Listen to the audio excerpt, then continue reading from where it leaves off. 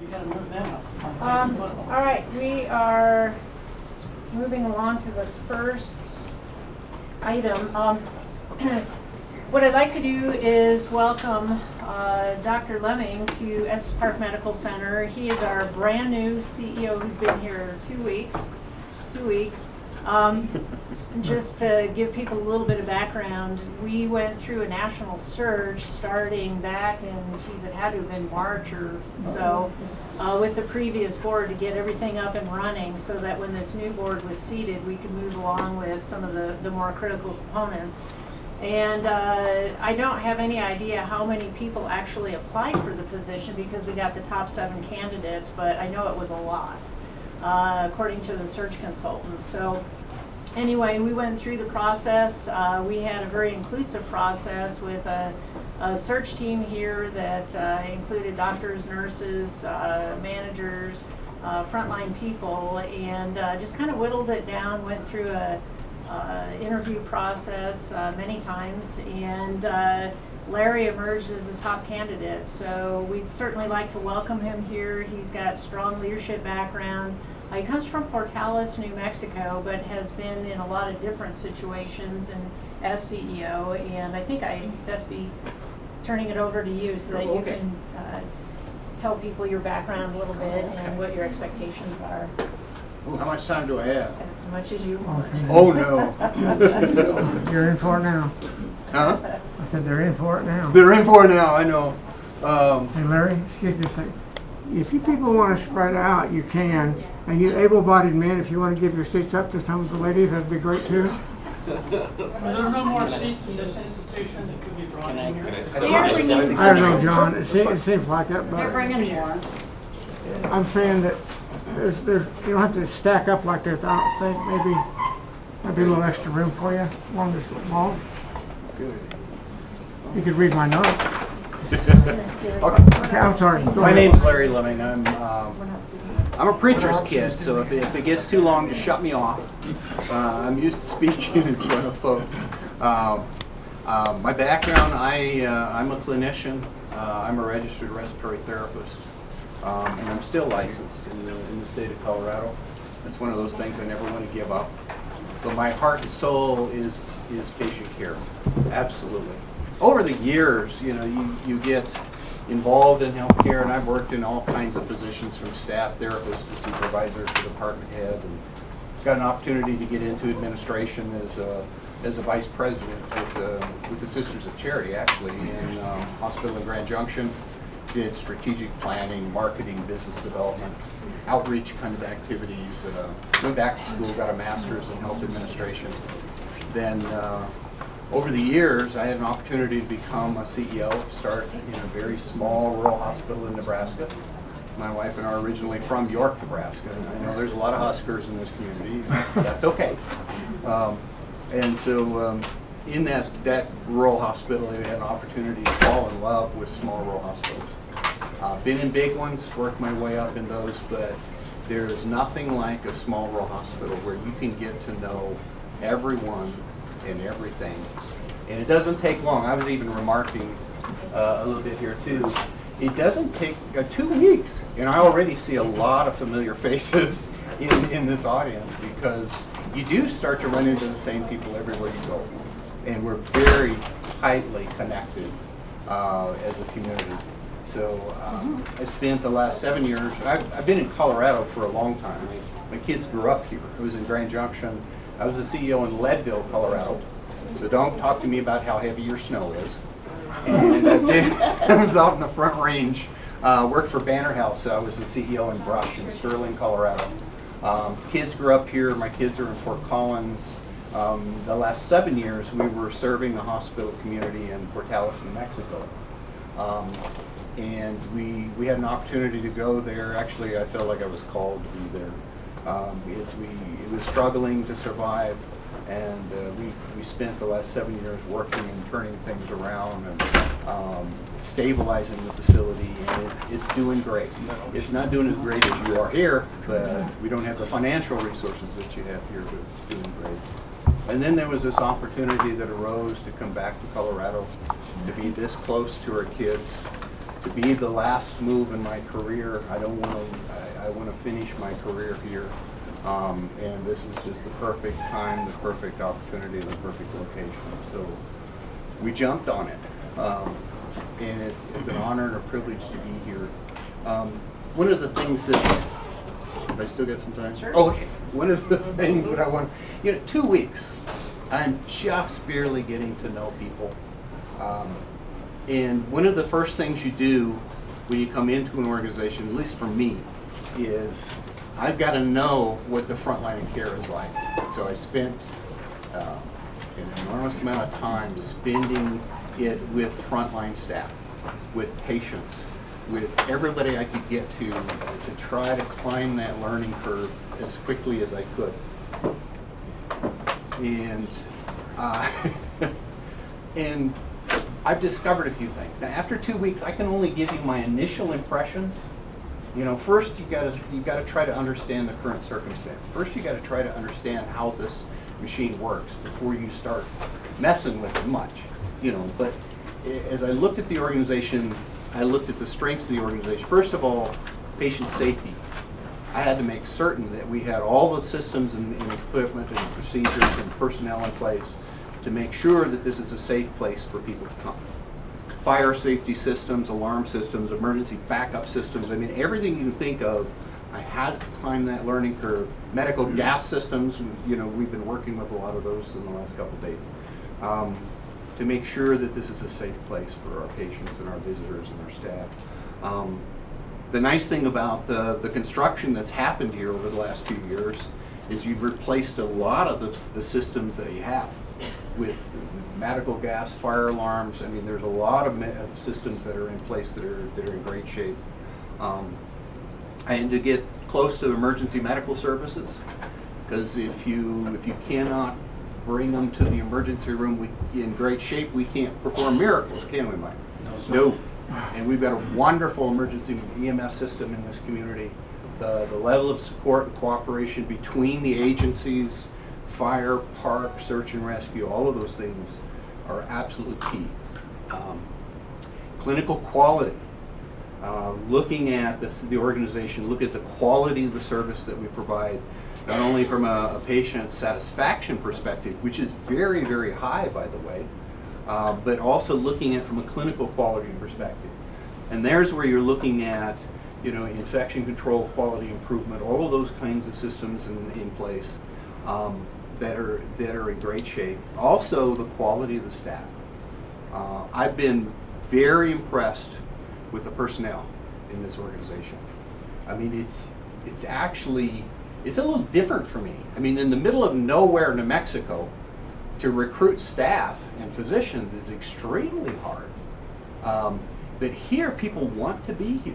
They want to come here. And so you sit down and you talk with them, and there's nurses that drive great distances to work here.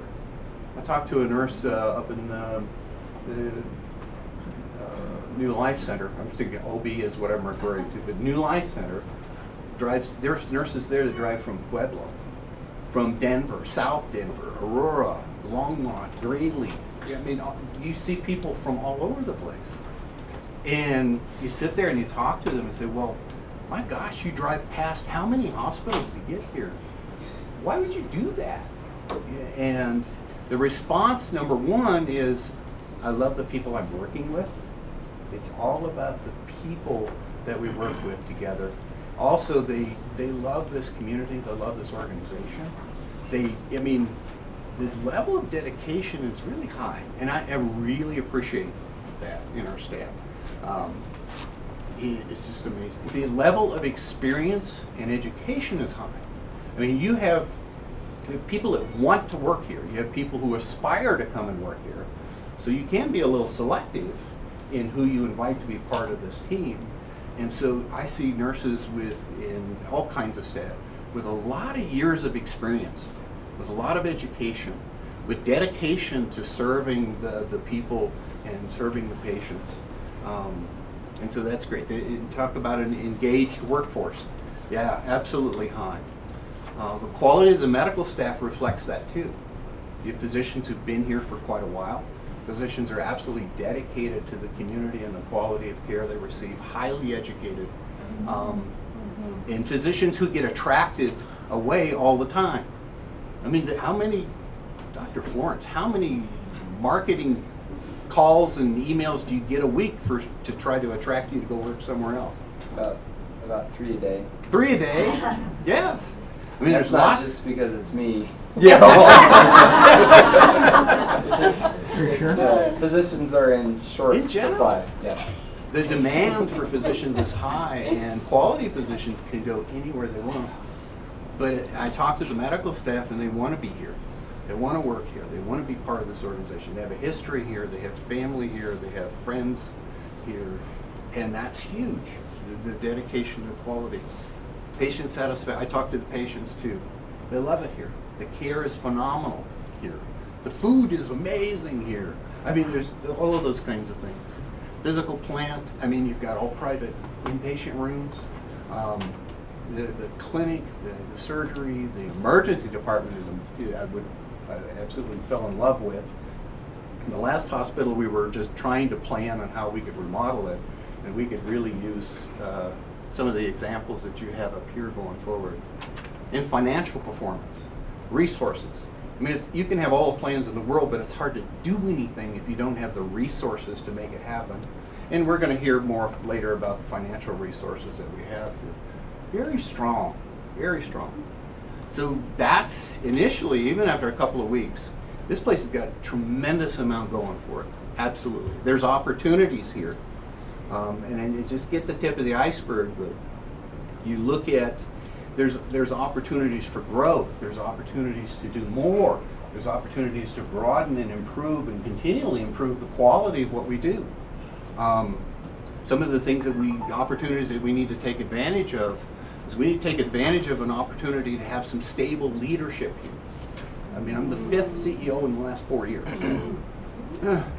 That alone has a lot of implications for the organization. We need to make this an even better place to be, a better place to work. We need to partner with the medical staff. One of the things that I've been teaching and preaching here as well is this is a partnership, a very close partnership between administration and the medical staff.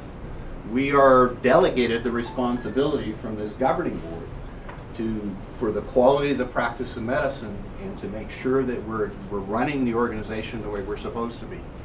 And I'm responsible for making sure that administration, the management of all the resources that are available, physical plant, employees, policies, procedures, regulations, safety systems, all of the rest of that, makes it a great place for people to be able to do their job. And then in partnership with the medical staff, we have to make sure that we're providing good quality clinical care. They can't do that alone. I can't do that alone. It's a partnership, absolutely, and so we're going to work very closely together. I'm going to try to make that as tight as we can. And first impression was I don't think that was as tight as it really needed to be. You know, absolutely. The third leg of that stool is the governing board. I've got to have a good governing board, a strong governing board. I should be facing this way. I need a governing board that's focused on vision, strategy, implementation of the plans that we can bring forward, maximization of the resources that we have to better meet the needs of this community. And there's a lot of things that we can do around strategic visioning and planning and community needs assessment that involves not only the board and the medical staff and the staff in the room, but the community that we serve too. I mean, this organization belongs to you. It is. This is a district. It belongs to the people in this district, and we're here to serve your needs more than anything else. I could go on and on and on, but I think the core of the organization, after a couple of weeks, the core of the organization is solid, which is huge. That gives me peace at night. The opportunities here are really abundant, and the community, the economics, just look around you how much things are growing and developing. The resources, we have the resources to make it happen. And who knows what the future is going to bring in terms of changes to healthcare finance in this country. We should be taking advantage of the resources that we have and make the progress that we can. So that seeds of greatness are really here. We just need to figure out how to work smarter and better together so that we can fulfill the mission and our commitment to the people that we serve. So, okay, I'll stop. Larry, I want to tell you that we're really thankful you're here. We've been waiting for somebody of your caliber for 4 or 5 years, and you finally showed up, so it's about time. Sorry. Anyway, welcome, Larry. Thank you.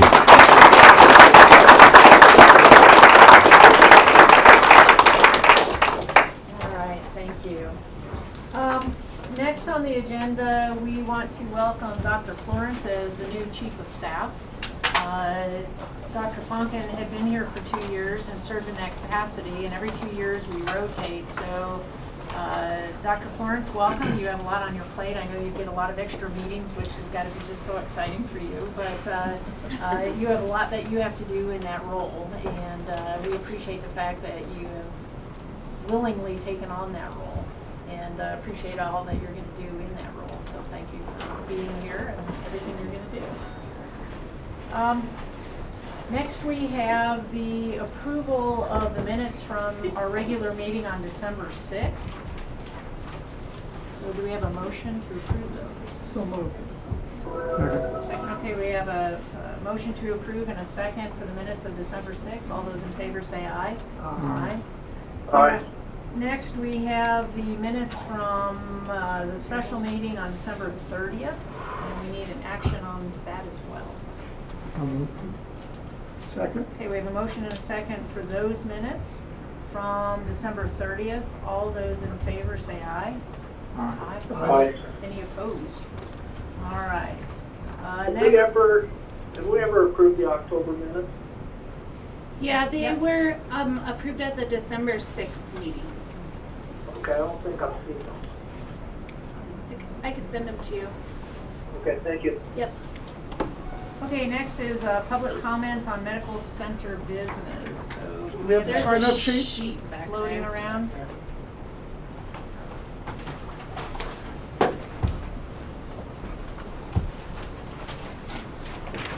Thank you.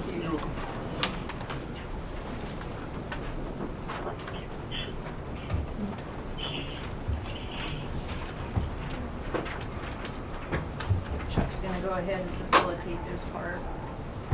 Again, what we're going to do is try to limit this to 30 minutes. And I do see a couple of people have given time to other people. So first up is Dave Savelsberg, and he's got 6 minutes. Dave. Good deal. Thank you. For the last couple of months, a number of people in the hospital have expressed to me that they wanted their voices heard, and they didn't know a way to do that. And a couple of weeks ago, I thought of a way to do that. I decided I was going to get up here and talk. And I got input from a whole lot of people, and I'm going to share that input with you, and I'm going to share where some of that input came from. I don't normally read. I normally speak extemporaneously. So forgive me if I trip over some words. I'm not used to reading in front of a group. And I have to wear my glasses. I am Dave Savelsberg. My role here is performance and process improvement. Successful organizations have a positive vision of their future. We should focus on how to survive and thrive now and in the future. Regulations, reimbursements, technology, aging equipment and facilities, our local culture and operating environment will all play a part. Past CEOs and the board have known this and tried to move forward. I voiced support for the efforts of board members Diana Van der Ploeg, Chuck Levine, Ryan White, and also for Larry Leaming, our new CEO. Please understand that fear and anger are common reactions when surprised by a change. Recently, friends of a departed employee used that change to publicly attack the hospital, the board, the interim CEO. The departure of their friend drives their action and those who support the recall efforts. Expressed anger about the board's not dotting I's and crossing T's, or who has what license plate, are not the real issues, and most of us know that. I humbly request all of you some deep soul searching. Separate your personal feelings from public action. The loss of any one individual from an organization does not justify damaging the hospital. Please understand also that protest, negative media have offended a large number of professional care providers here. Social media and personal attacks from protesters and supporters have exerted negative pressure on any who do not support these recall efforts. Intimidation, threats, and bullying by protesters and recall supporters have no place in an institution of healing by anyone, period. We feel harassed. Our excellent patient care, morale, and reputation are at risk from these actions. And I humbly request again, please stop and do no more harm. All of EPMC needs the following supportive actions from all of you. First, concerned citizens, please work with all board members in a positive manner and stop the public attacks and accusations in the newspaper and social media. We are all being harmed. Second, all board members, please work together with our new CEO, Larry Leaming, to create and implement a positive vision and direction for all of EPMC. And the rest of this is some specific feedback from a lot of people. I ask you to please consider the 4 common themes expressed to me and to several others by many support and acute care staff in ED, midlife, med-surg, and other departments where hospital patients are seen daily. Please hear their comments as they say this. First, despite negative claims, our morale remains high in most areas and especially in acute care. Second, despite false claims, we continue to give excellent patient care and especially in acute areas. It has not declined. Patient feedback is very positive, largely due to our morale and the willingness of acute care clinicians to do whatever it takes, whenever it is needed. Third, despite false claims, we do not fear losing our jobs. Fourth, widespread feelings that protests, recall efforts, and negative publicity will result in a degraded reputation for both EPMC and EPMG are real, and we wish they would stop now. Now back to my comments. We need unity now. Through the late summer and fall, I saw increasing positive energy focused on having a new CEO, new leadership, and new direction. But like the fabled Grinch who stole Christmas, the recall efforts, repetitive false accusations in the local media, and a few grandstanding employees took this positive vision from us. We want it back. We need healing. Protesters and recall supporters, I humbly ask, for everyone's sake and benefit, please stop now. Unify and support the board and Larry Leaming in a positive vision and direction. Thank you very much. Thank you, board. Thank you. Okay, next would be Mary Leonard, but she's giving her time to Kathy Ash. Phil Manning.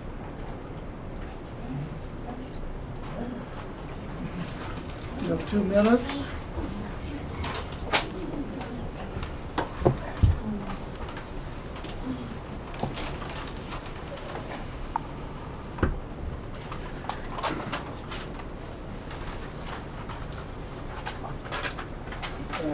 I wish I could have heard what you were saying, because I may be the subject of some of your comments, but I couldn't really hear what you were saying. I can provide a copy if you'd like. I'll be a little late. Anyway, I'm a member of a committee that is supporting recall. I got a phone call and they wanted me to speak, and I was really quite flattered because there's some really powerful people on that committee. And then someone told me that the reason I was selected was that they needed someone with gray hair and the perspective of the elderly. So, Not fair. this is the perspective of the elderly. My wife and I have been here 30 years. We moved to Estes Park in 1987. We started several activities to support ourselves. One was to develop a a real estate development where we build homes and manage the rental of them for those people who wanted rental management. About the same time, Tara started working in the laboratory as a medical technologist. And very soon she was the laboratory director and worked there for 18 years until she retired. When we got our business started, people asked me to serve on the hospital board, which I did for 10 years. The last 3 of that as the board president. And so between being married to a hospital employee and being a member of the hospital board, I feel like I have a perspective on some of what's going on here that maybe others don't have. And I guess the one thing that is always the subject is what's going on with the board. And I would have to tell you that I believe that the board is in chaos. There are people who absolutely swear that they did something. There's no minutes that show that it ever happened.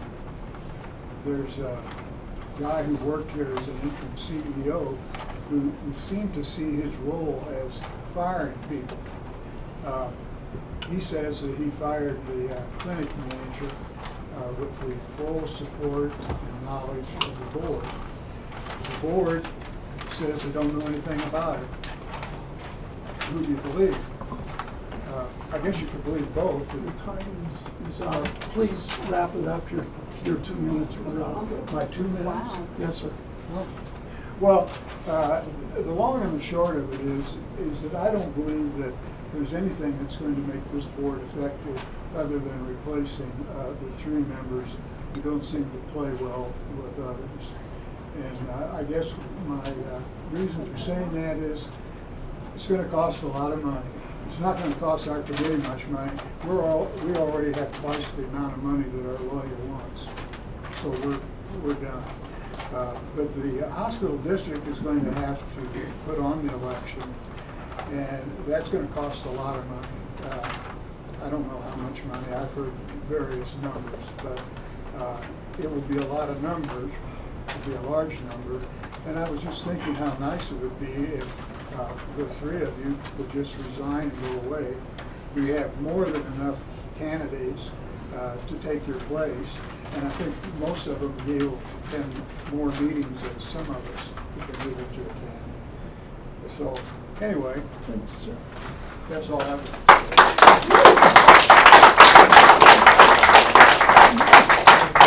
And Stacy, are you giving Kathy Asher time or not? She said yes. I'm sorry. I couldn't. Yes, please. Okay. So Kathy Asher on for 8 minutes.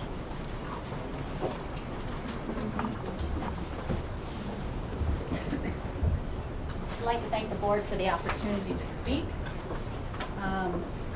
Dave, thank you. Thank you for presenting that point of view. We want to know what all the employees think because we don't think everybody's being heard. So thank you very much for sharing that. The board didn't introduce themselves, which is fine. As a point of procedure, in the last month or 2, I've had literally dozens of people ask me who Ryan White is. I am not trying to be flip, but I think this is Ryan White, seated next to Steve Murphy. Gerald Mayo is attending via speakerphone, is Yes. that correct? Yes. Thank you. So all 5 board members are here today. I would like to welcome all the public. I know there are employees here, even before Dave spoke, that don't agree with what the recall committee is trying to do. Welcome. That's what these meetings are supposed to be about. Welcome to everybody in the community, no matter what your status is, whether you're an employee, whether you're a taxpayer, whether you are simply a user of medical services. Welcome. Everyone should be welcome. You don't feel very welcome, do you, when you're standing in the bathroom? When it's standing room only, the Town of Vestas Park Board of Trustees sits in a line in front and has plenty of room most of the time for everybody who's attending. The Park School District has the same setup so that they can welcome as many public members of the community and the taxpayers as they can.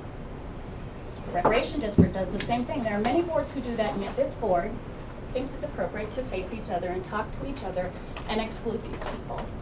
I would like to recognize, I think it's Gary. Thank you for bringing in more chairs. It's unfortunate people are sitting with their faces to the backs of board members instead of being able to see how board members are reacting to all of this, to see if they even care. One of the reasons I bring that up is because there's a really important issue that didn't make the agenda. My understanding from reading the policies, certainly could be incorrect, that the president, sometimes with the help of the vice president, sets the agenda. And yet you received a very, very important communication about 2 to 3 weeks ago that isn't even on the agenda. I know it went to Lindsay, and I believe it was emailed out to all the board members. This is something that is going to be a lot of work for Lindsay. And getting to know her a little bit more over the last couple of months, she's quite competent. I find it hard to believe she didn't share this with you. So to make sure it is in the public record, I'm going to read the letter to the board of directors about a recall initiative that is not on this agenda. This is written from the attorney who is representing the recall committee. Dear board members, I represent a number of eligible electors of Park Hospital District. The purpose of this letter is to inform you as a courtesy that my clients are interested in mounting an immediate effort to recall Ms. Van der Ploeg, Mr. Levine, and Mr. White. And, as may be appropriate, to nominate a slate of candidates to be elected to serve out the unexpired terms of those who are recalled. As part of this process, we will be preparing petitions and working closely with the designated election official of the district. Please confirm that Ms. McClellan is the DEO for the district. If she is not, please apprise me who that person is and what that person's contact information is. If the district has nomination or self-nomination forms for director positions it prefers be used, please provide copies of these to me. I intend to keep your council informed as to the steps I will be taking, as it would appear to be in everyone's interest that the legal procedures be properly followed and an expensive election not have to be repeated due to misstep. Regardless of the outcome, it is my hope that this will be a professional and dignified endeavor as befits the individuals who have hired me. Thank you, Richard Zier.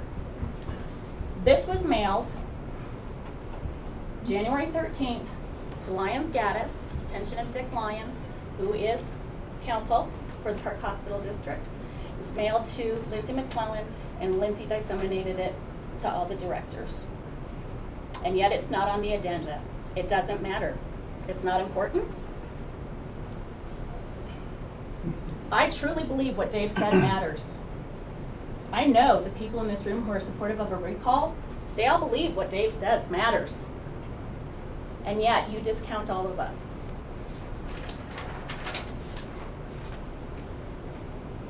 We saw on the agenda today that there's an item for mediation from Diane Muno. And quite honestly, we were pleased to see it. We think this board does need mediation because it's broken. And we think there are 3 individuals on this board who are glaringly disconnected from what is going on in the community. As evidenced by the fact that you won't even face the room. It's a physical thing. It's not okay when people are standing in the bathroom. We're glad you're considering mediation. We hope that it helps you work together as a cohesive group. But people have been calling our committee members, and they say don't back off. Mr. Levine, Ms. Van der Ploeg, Mr. White, you need to resign. I'm so sorry it's come to this, but you need to resign. Thank you.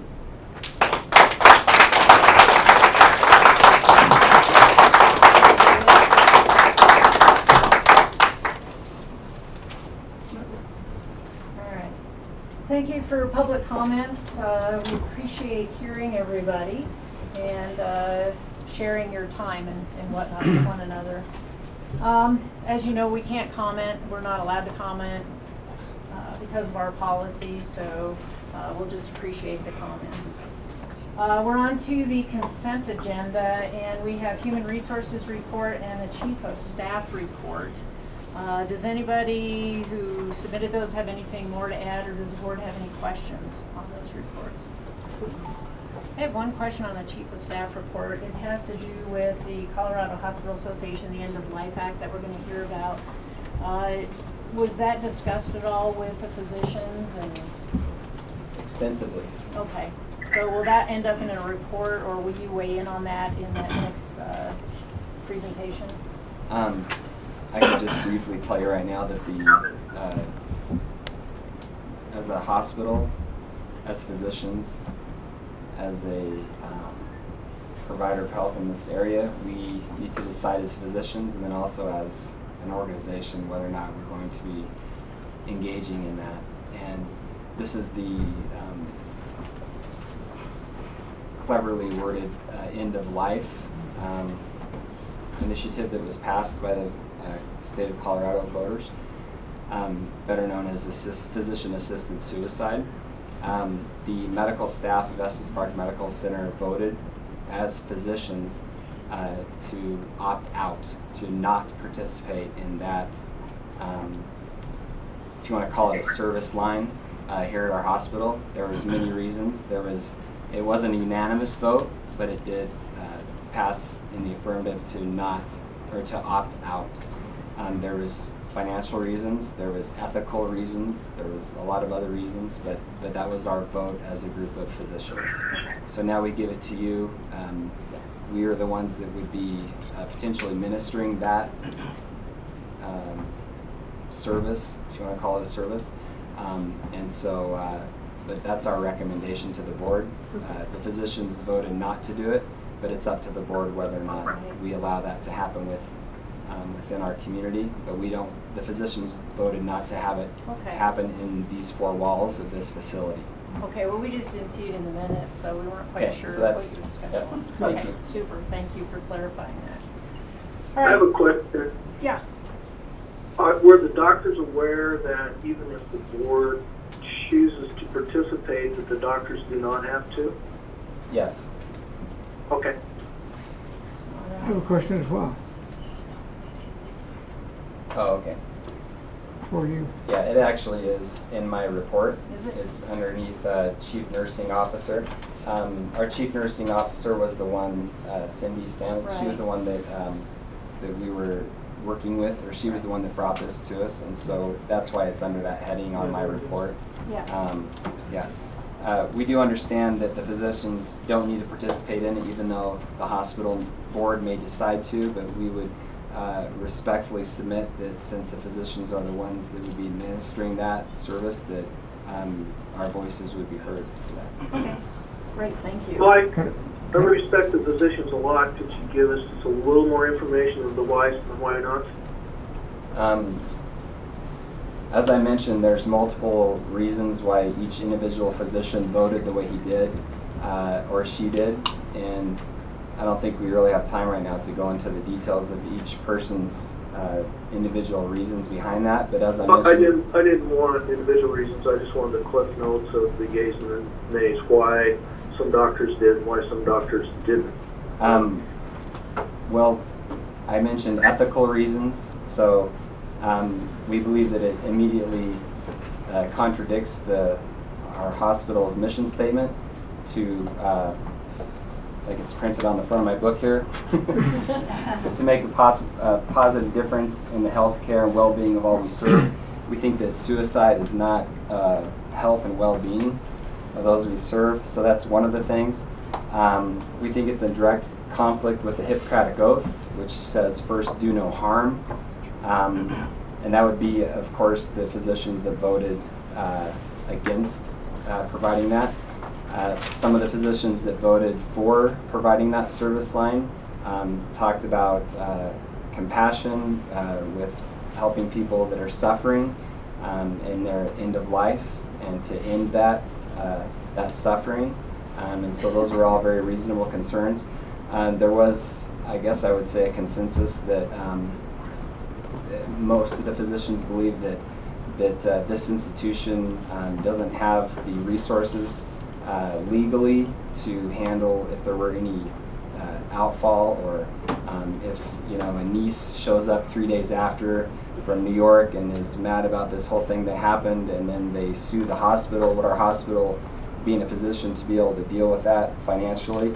Larger institutions down in Denver have a whole, they have a medical office, or a legal department that deals with these types of things, and so there's a lot of resources, not just legal, but a lot of different resources that we need to be utilized from a hospital like ourselves.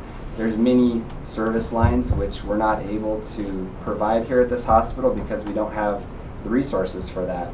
And so if this is something that, this is me speaking, if this is something that, a service that someone in our community would like to have, a physician-assisted suicide, then they can go down the hill to many other hospitals in the Denver area that I'm sure are going to provide this service. It's not something that we need to necessarily provide to our community. There's a lot of different services that there are a lot we can do here, but there's just as many that we can't, and so they go down the hill for those types of things. So that was the vote. Again, it was not unanimous, but it did pass by a majority easily, and so I hope that answers your question. Yeah, that helps a lot. That helps me vote. I appreciate the additional information. Thanks. Am I wrong in thinking that your Hippocratic oath, that it's in a direct violation of that? I understand that. That oath was written in 400 BC and hasn't really been amended since then. You as doctors, as physicians, are bound to that oath. Is that right? Yes. But if I could speak for for physicians that voted for providing that service, they felt that it was providing compassion to someone who's suffering toward the end of their life. But as we know right now, with our federal government, the end of life is just as controversial as the very beginning of life and when life begins, whether it's in the womb or outside the womb. And so these beginning and ends of life are, different people have very different feelings about that, and I have some very strong feelings about that. And a lot of those things, it can be ethical, you can talk about financial, or you can talk about religious beliefs. There was a couple of physicians that said that they would not practice at this hospital if that service line was provided here. So there's some very deeply felt beliefs about that. It always has been, hasn't there? Yeah. Since time immemorial. Yeah. So even 400 years BC. Yep. Any other questions? All right, so we need to have a motion to accept the consent agenda.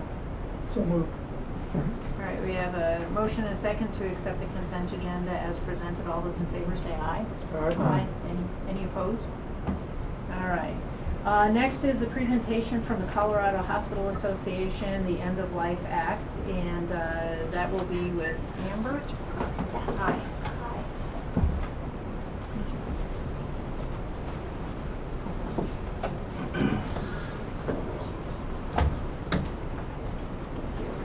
Hold, please.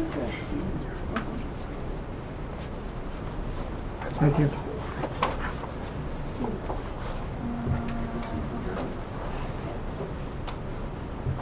Carol, Lindsay will have your copy of what's being handed out. Okay.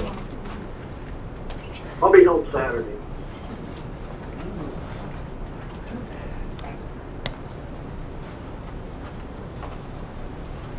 Sorry, I don't know why I'm having so much trouble. That's okay. I'll just get started, and then as soon as the slides are up, we can keep going. So I'm Amber Burkhardt. I am a policy analyst for the Colorado Hospital Association. So thank you so much for providing this opportunity to come speak to you today about Proposition 106. For the past couple months, I've been working on this issue at the Colorado Hospital Association, and we've been invited here to just provide educational information on the proposition. So just to start, CHA did not take a position on Proposition 106, and we neither encourage nor discourage participation in activities under the Act. We're just here, and our objective is to provide education for our members. You are one of our members, and we just want to make sure that you have sufficient information to comply with this new law. The guidance that I've provided you in the packets, as well as a presentation, does not constitute legal advice, and we encourage you to seek legal counsel on any specific hospital questions. So you can move on to the overview. All right. Yep, perfect. Are we on the I right guess one? that's as good as it's gonna Yeah, get. let's I don't know just why do it's that. not going bigger. Sorry. That's okay. And we can send out these slides afterwards as well. So today I'm just going to provide a brief history of aid and dying laws in other states, as well as the experiences from those states as they have implemented these laws. I'm going to talk about a high-level overview of just the process, so what it takes for an individual to request medical aid and dying medication. I'll do some key decision points for hospitals, so what the board needs to decide, and once the board has made that decision, what policies need to be adopted. And then if there's time, I'm happy to talk about the work that CHA has been doing on this issue, as well as take any questions. We can go to the next slide. All right, so I know we just discussed it a little bit, but just to level set, Proposition 106, also known as Colorado's End-of-Life Options Act, is a law that passed in November with about over 60% of voters in support of this law. And it allows a terminally ill individual with a prognosis of 6 months or less to live to request medical aid in dying from a physician under certain circumstances. It passed by Colorado voters, and Governor Hickenlooper signed it in December 16th, so Friday. And as soon as the law went into effect, patients can go ahead and start requesting this information. So that's really important. What's also really important is, as we already discussed, participation by hospitals, patients, and physicians is entirely voluntary. However, policies, whether you opt in or opt out, need to be developed and adopted by hospitals, and hospitals need to notify patients and staff of their decision.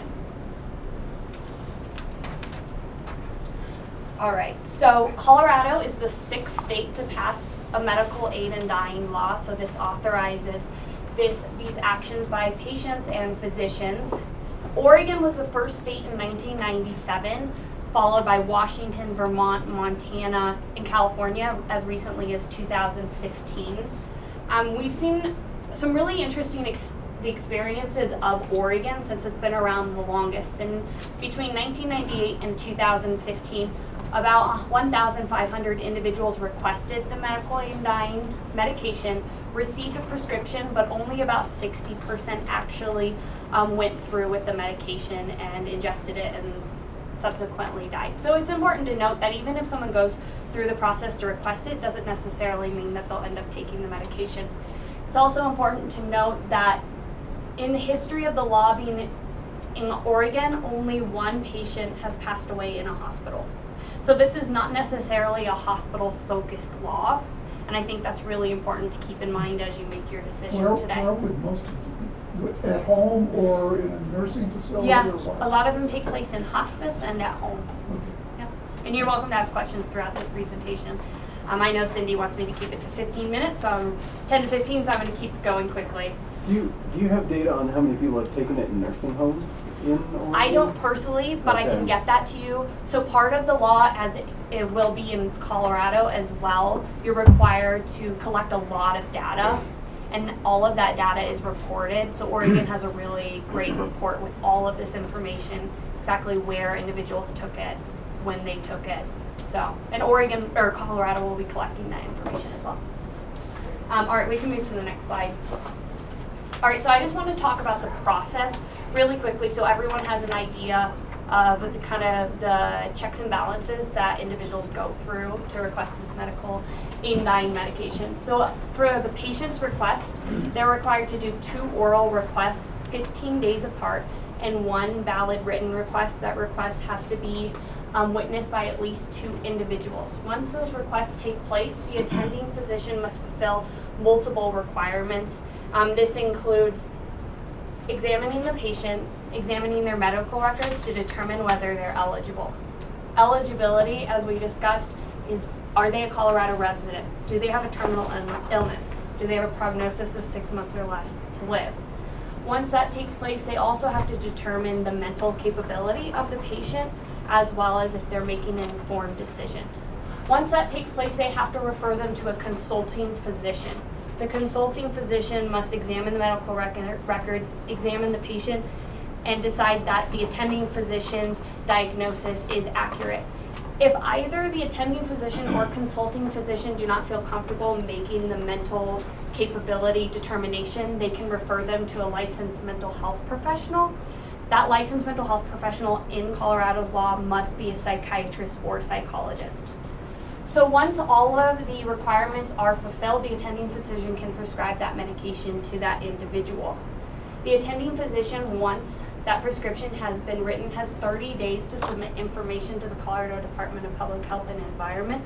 There was an emergency rule that was just adopted by CDPHE, which includes physician forms that they must fill out.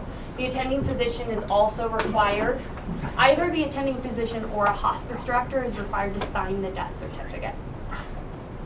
So that is the process, and an individual throughout this entire process at any moment can change their mind. So I think that's really important.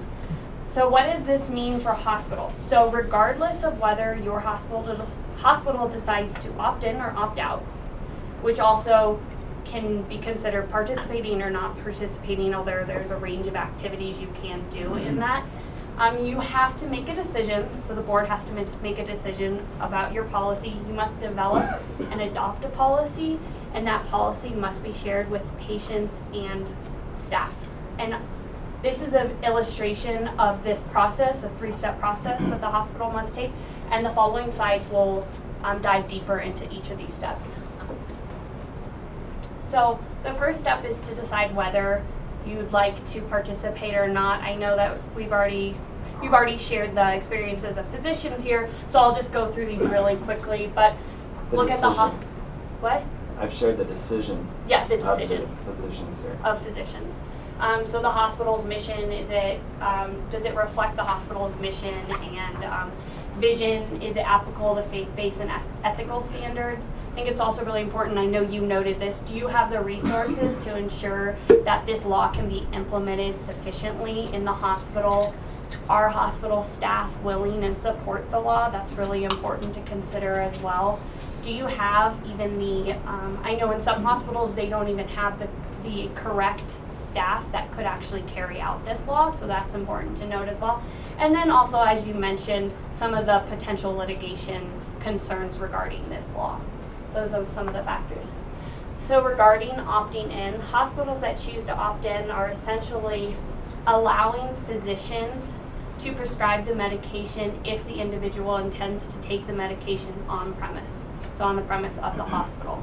The policy should include the process and personnel responsibilities. So making sure that the policy accurately reflects the law, ensuring documentation is appropriately defined, proper prescribing and administering of medication is outlined in the law, and just ensuring that there is sufficient guidelines in terms of ensuring informed consent, which is a really important part of the law. There's also additional policy considerations that we think are really important to consider. Those are included in the guide that CHA developed, and I would recommend that you review those additional policy considerations. One of them, for example, would be, do you have a self-administered medication policy and protocol at your hospital? Some hospitals don't currently, and so it's important just to make sure that you have all of that available. And lastly, for opting in, you have to make sure that patients are notified of the policy. This is different than opting out, which you must make sure that the patients and physicians are notified. So if your hospital chooses to opt out of Colorado's End-of-Life Options Act, essentially you're opting out of allowing physicians to prescribe the medication if they intend to take it on premise. That's really important. That's exactly what the law says. There's a range of activities a hospital could prohibit, but what is clearly outlined is prohibiting it if the individual intends to take it on premise.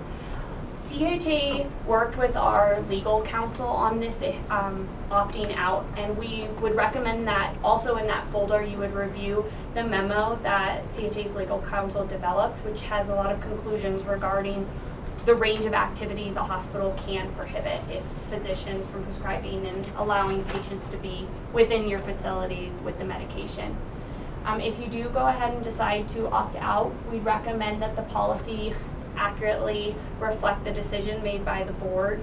There's also a number of additional policy considerations we'd recommend that you'd consider including in your policy. An example is unplanned circumstances. What if an individual arrived in your emergency room and had administered the medication? What would be the hospital's protocol for that? So just a lot of really interesting policy principles that you should consider including. As I mentioned, you must provide advance written notification to patients and physicians. That is different than the opt-in policy.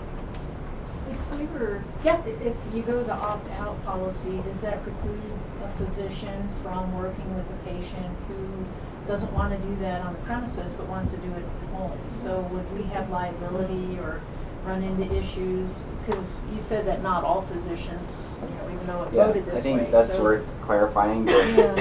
What we voted on as a group of physicians here was whether or not we wanted to allow that to happen here inside of our hospital. Right.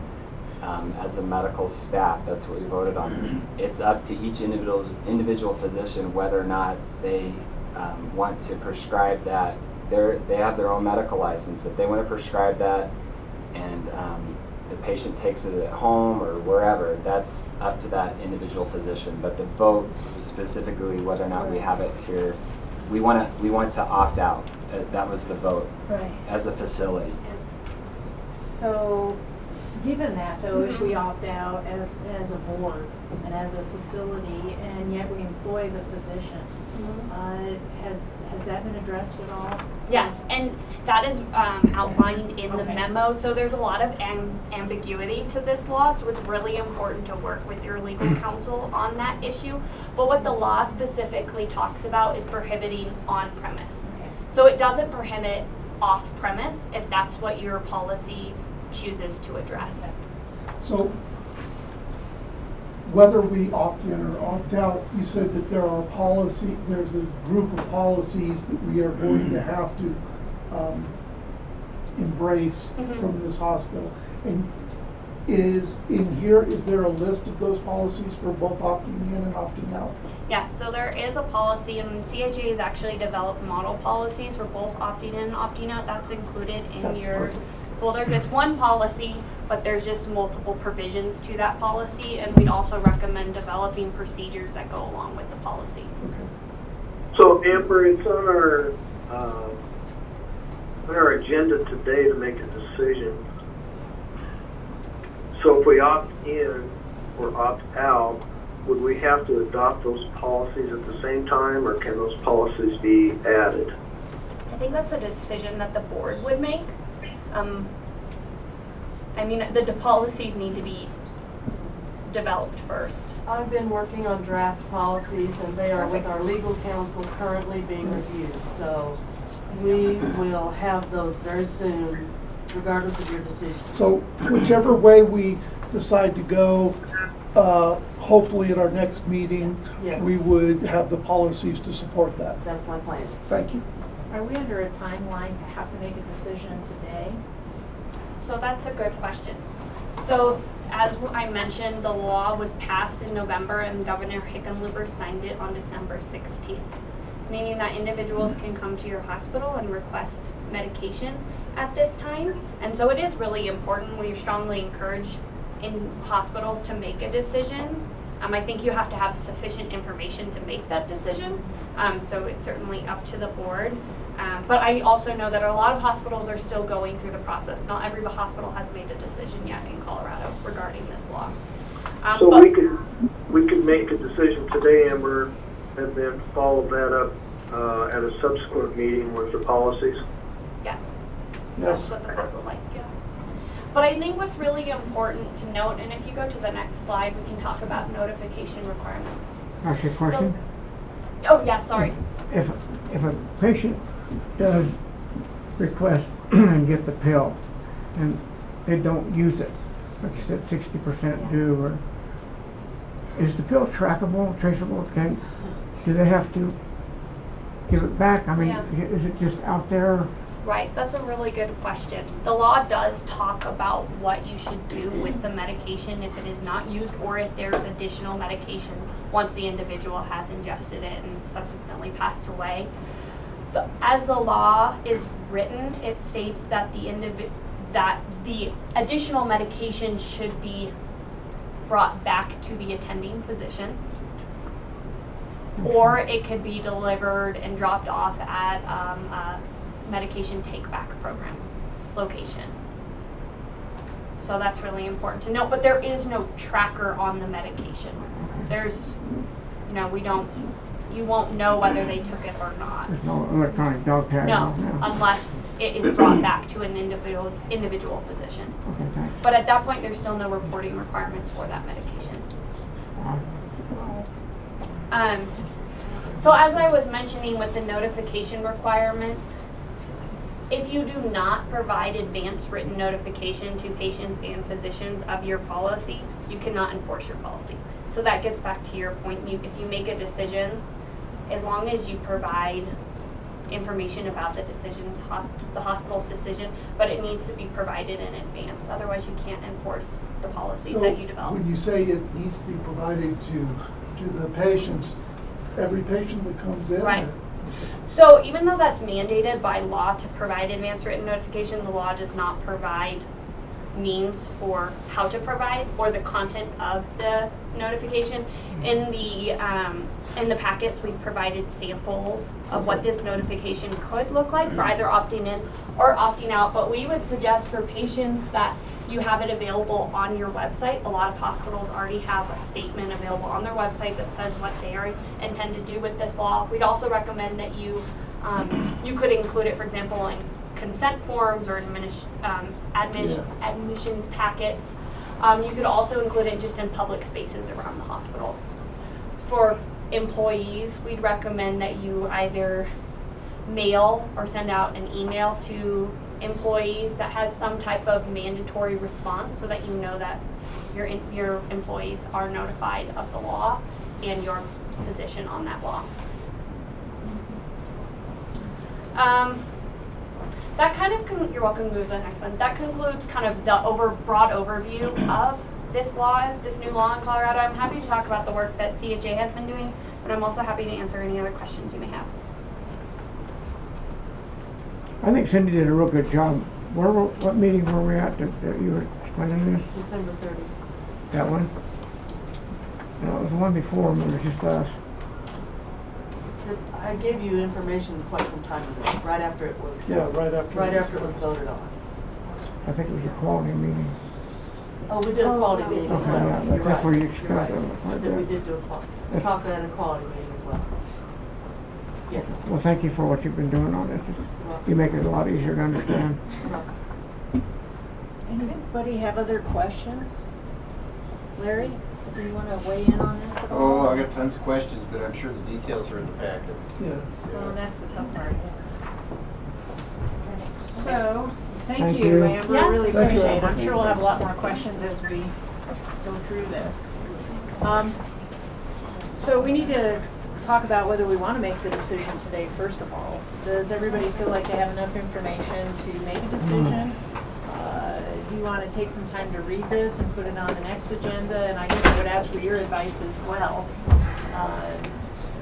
There's a lot of information here that we didn't really have time to look at, but I think we should read I'd it. suggest the front line of care need to know which way we're going pretty soon. well, and we can always come back and revisit it once we read this, and if we have any questions. I think I'd like to make a motion to support the decision of the doctors, and that we vote on the policies at the next board meeting. I can second that. Yeah, that makes a lot of sense. Yeah. Did you have a question? No, Ryan? that's Okay. basically what I was going to ask. All right, so we have a motion on the floor to support the decision of the doctors to opt out of this at this particular time, and then to look at the policies at the next board meeting, and that'll give us time to digest all of this as well. So, all those in favor, say aye.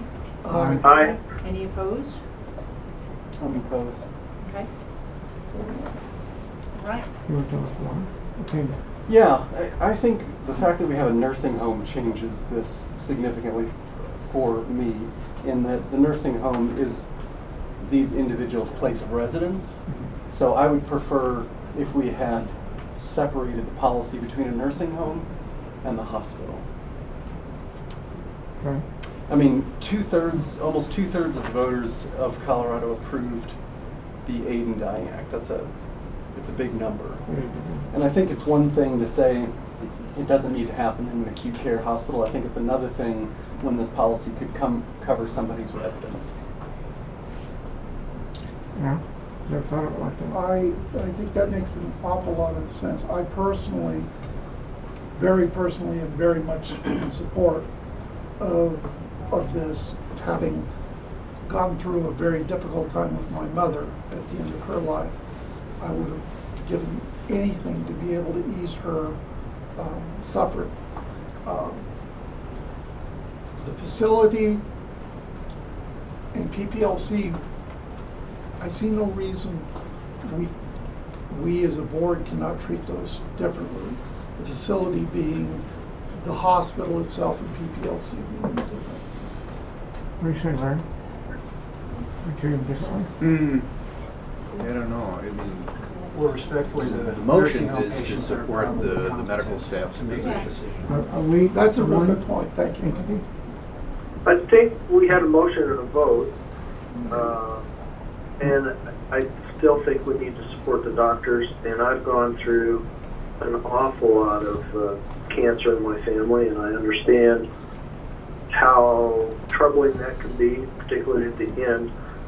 But people have options, so they can go to a hospital that does allow that. And I'm sure our paramedics would be more than happy to take somebody down there. Did this come up in, Aaron, did this come up in conversation at all in splitting? Yes, it did. So again, our vote was on these four walls, which also refers to PPLC. So dissecting the two doesn't work in our physicians' minds, if I can speak for the medical staff. We take care of everyone in this facility, and that includes PPLC. And so that is what the vote was about, as far as what I understand the vote, the way it was worded. And so the other point that was brought up that may resolve some of these concerns too is that we have a hospice program here, which does aid and comfort in people that are terminally ill with different medications that eases their pain, such that they don't feel the different pains that you would have towards the end of life. The quality of life, again, is that can be debated, but we do have hospice services which are administered, and that does happen here at this facility. And so that was one of the counterpoints to this, of in support of opting out, was that why do we need this? We have hospice, so that's just to let you know about that. Okay. My own personal, if I could just say a personal statement, and this is only me speaking, and I'm going to even take off my chief of staff hat for a second, just Aaron Florence, and again, I'm an orthopedic surgeon, so I would never have to administer this type of drug, but medical assisted suicide can endanger the vulnerable, erode trust in the medical profession, and cheapen human life and dignity. Moreover, the decision to end one's life carries a lasting impact far beyond the person whose life is in. That's all I have to say. So we did a vote and it did pass. However, as any board member, you have the option after we read, any board member does after we read all of this, if you want to bring it back for further discussion, further review, further action. Every board member has that right. So just keep that in mind as you go through all the information. And if we have more questions, I'm sure we'll have the ability to ask you, the expert, and get to Larry and Cindy as well. Well, I guess. But I think it's good to have a policy so the patients understand. And if we, as I understand, Amber's presentation, if we don't have a policy, that puts some of our doctors in jeopardy of having to make a decision they don't want to. But at least we have opted out at this point in time. Yeah. I think I would want I would suggest another motion to say that our policy should address in some way, how somebody who lives here might request this, and maybe figure out how we could make arrangements if we're involved in that to assist somebody in this outside of these four walls. So somebody lives in PPLC and they want to take this and they're able to take this, and thank you for the point, they may not be mentally capable, but what's our policy to get somebody to a place where they could do something like this? Or if they've got a doctor in Denver but they live here, I think the policy needs to address the fact that people live here, and in this state they have the right to make this choice, and our policies ought to address that. Brand new law, we have a lot to learn about it. I think that we currently have a policy in place regarding if we have a patient that presents to our emergency room and they have a femur fracture that I can fix, but they have a ruptured spleen and a closed head injury. When there's things that happen, patients that come to our hospital that we don't have the resources to help them. We have a policy about what happens to them and how they're transferred out, and how that care is set up with a referral, physician to physician referral down at a facility that would have that. So I think our policies that we have in place would they could incorporate that. We may need to just add this end-of-life care physician, whatever you want to call it, as just a line item kind of inserted into our current policies that we already have. Because there's a lot of things that we don't provide here at this hospital that we can't. Yeah, we can't hold people here against their will. Inpatient, outpatient, long-term care. If somebody elects to exercise their rights and requests a change of physician, requests a transfer to another facility, we accommodate that as a routine court. Anybody that decides they don't want to be here, we would effect a transfer to a facility where they want to go. So I don't think it would prohibit them from exercising that right if they wanted to. And that is a requirement under the law, that you must at least transfer medical records if asked. So will that be a As we're part of developing the this policy, I would policy that you're encourage going the to bring doctors forward then? to Yes. interact with us so that they're comfortable with the policies that we're going to vote on. Oh, yeah. All right, any other comments, questions? All right, well, thank you. Appreciate all the information. Thanks for the presentation. Yeah, we have a lot, you're right, we have a lot to learn. So, next on the agenda is a presentation on mediation, and Diane Muno.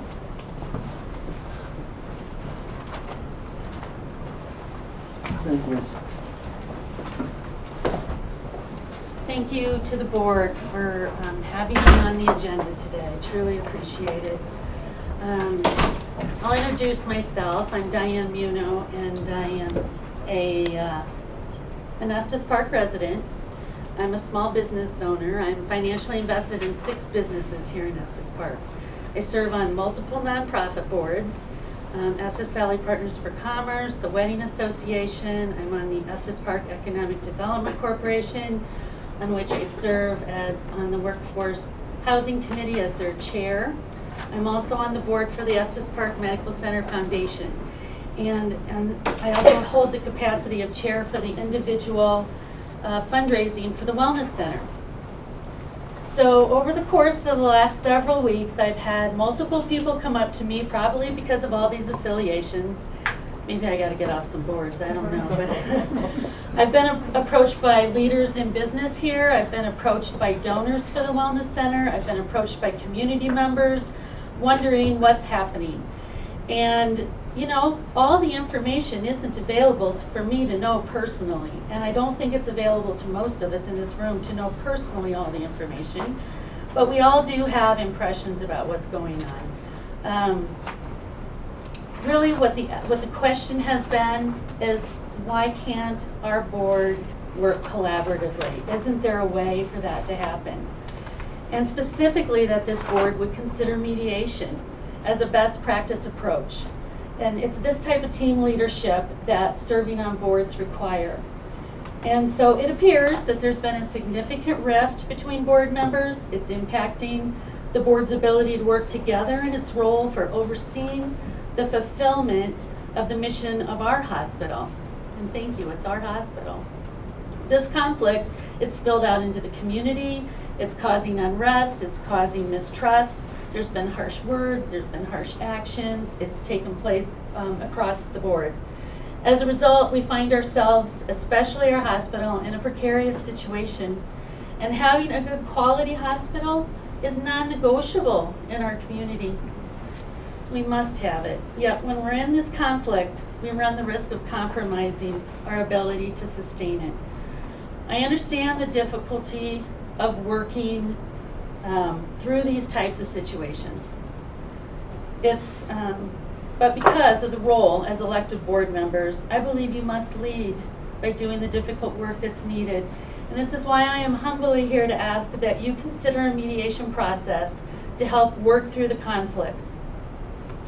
I have reached out to a couple of other folks, and we did invite Melissa Westover to sit down and talk with us about what mediation looked like and what the capacity, what could we expect from that kind of process. Melissa Westover is the executive director for Restorative Justice, and part of the service they offer is mediation. I personally know of some people, others or in organizations that have had similar types of rifts in the board, and they participated in the process and they came out mutually satisfied, and there were results that allowed everyone to still maintain a relationship and get the work done to really satisfy the needs of the community. And so she couldn't be here today. She was previously scheduled, so I asked her to write up a description of the process and what it looks like. And I'd like to read a bit of that so that everyone in the audience can understand it as well. But I do have a handout for our board members, which I'll hand to Diana, if you wouldn't mind passing those around.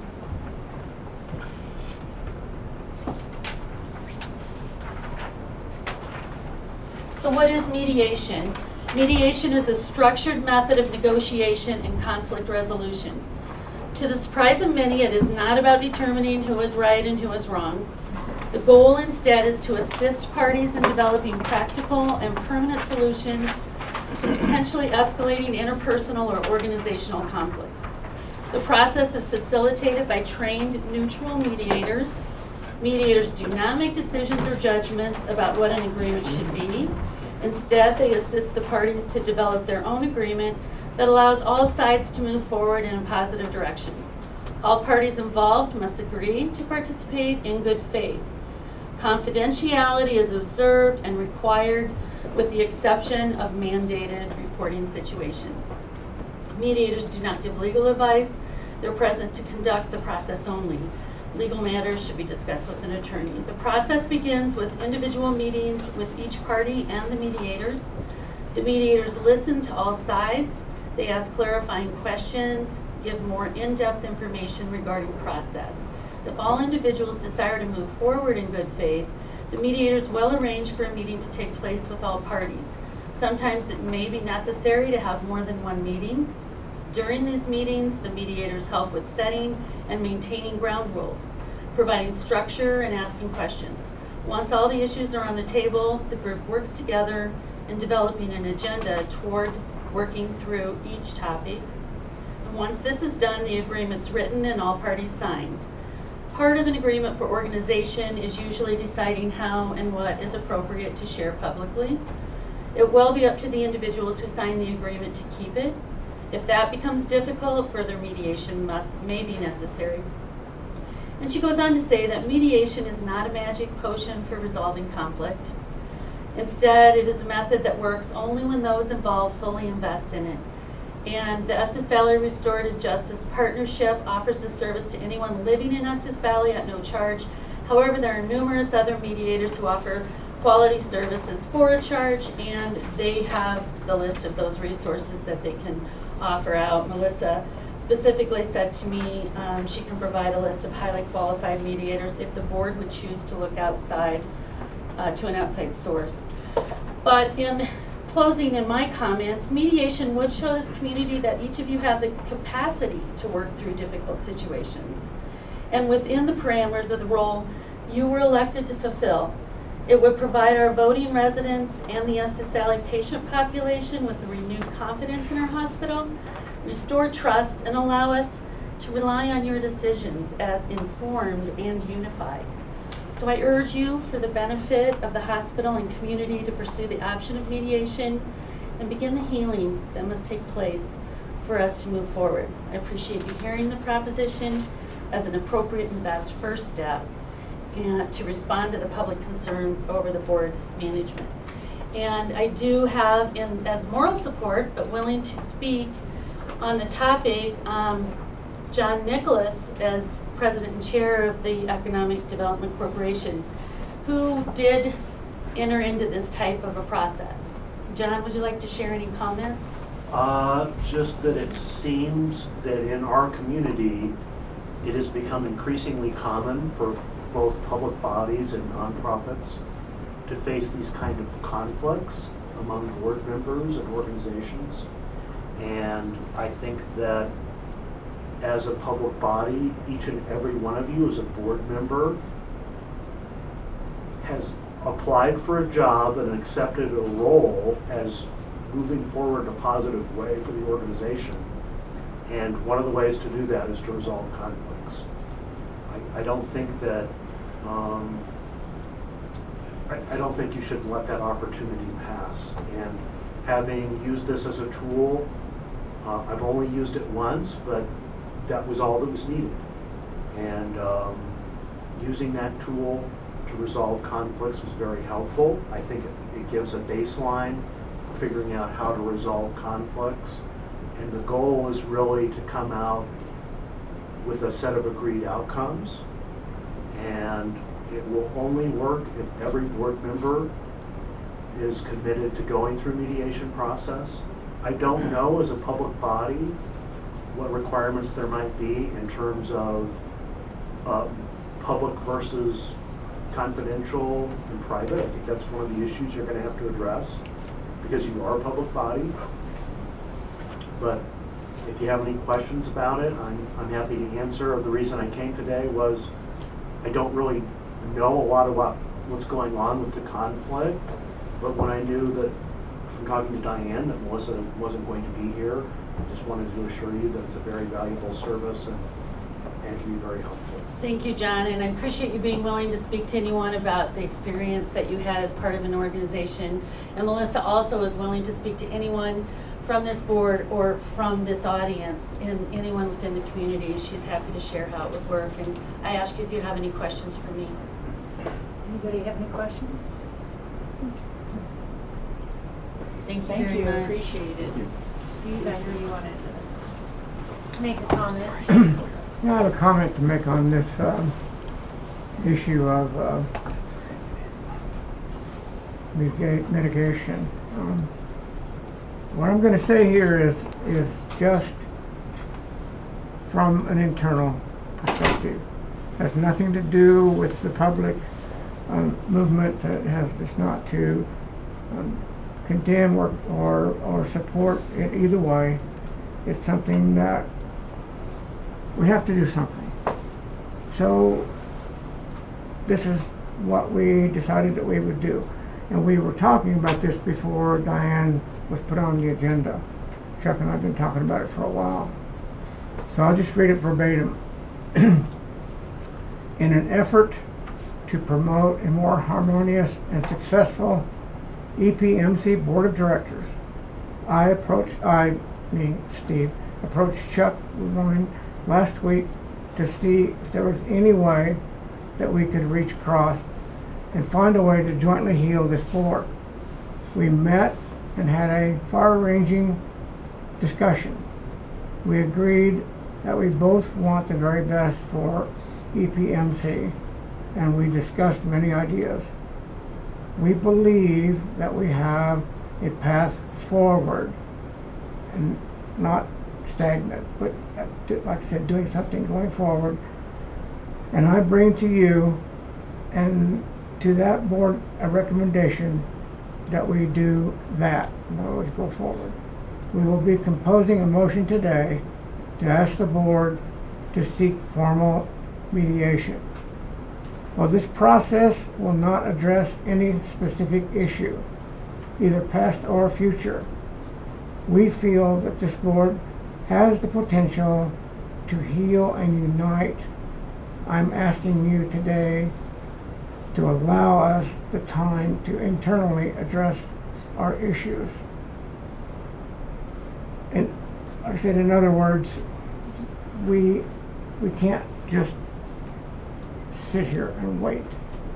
We have to do something in case other powers that be work or don't work. It's what we have to try to move in a direction, and it has no choice but to be forward. And we think that this could be the answer to that, pretty much a demand that we have to do something.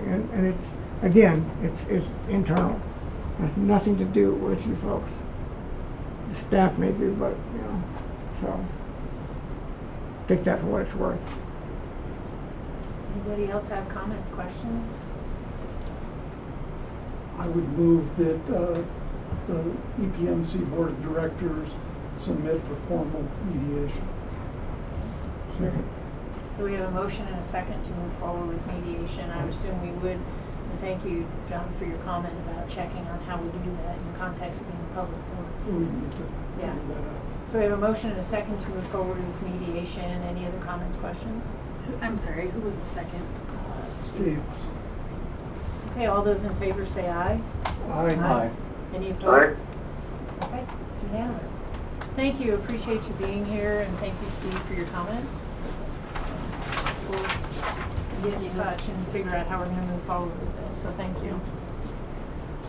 Next we have a presentation by Management Directions, and we have John Kendler. And then we're out and gone. So that's kind of our approach in this situation. The other half of our business is we do manage practices on an ongoing basis. That gives us a different perspective, I think, on just pure consulting. Gives us a practical side, knowing that you can't just come up with recommendations if they can't be implemented. So we try to come up with recommendations that we know can be implemented in a systematic way.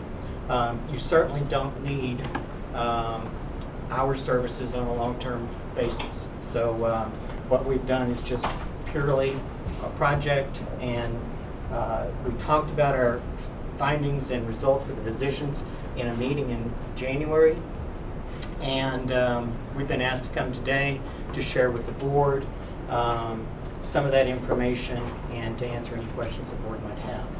So let's see if I can work this.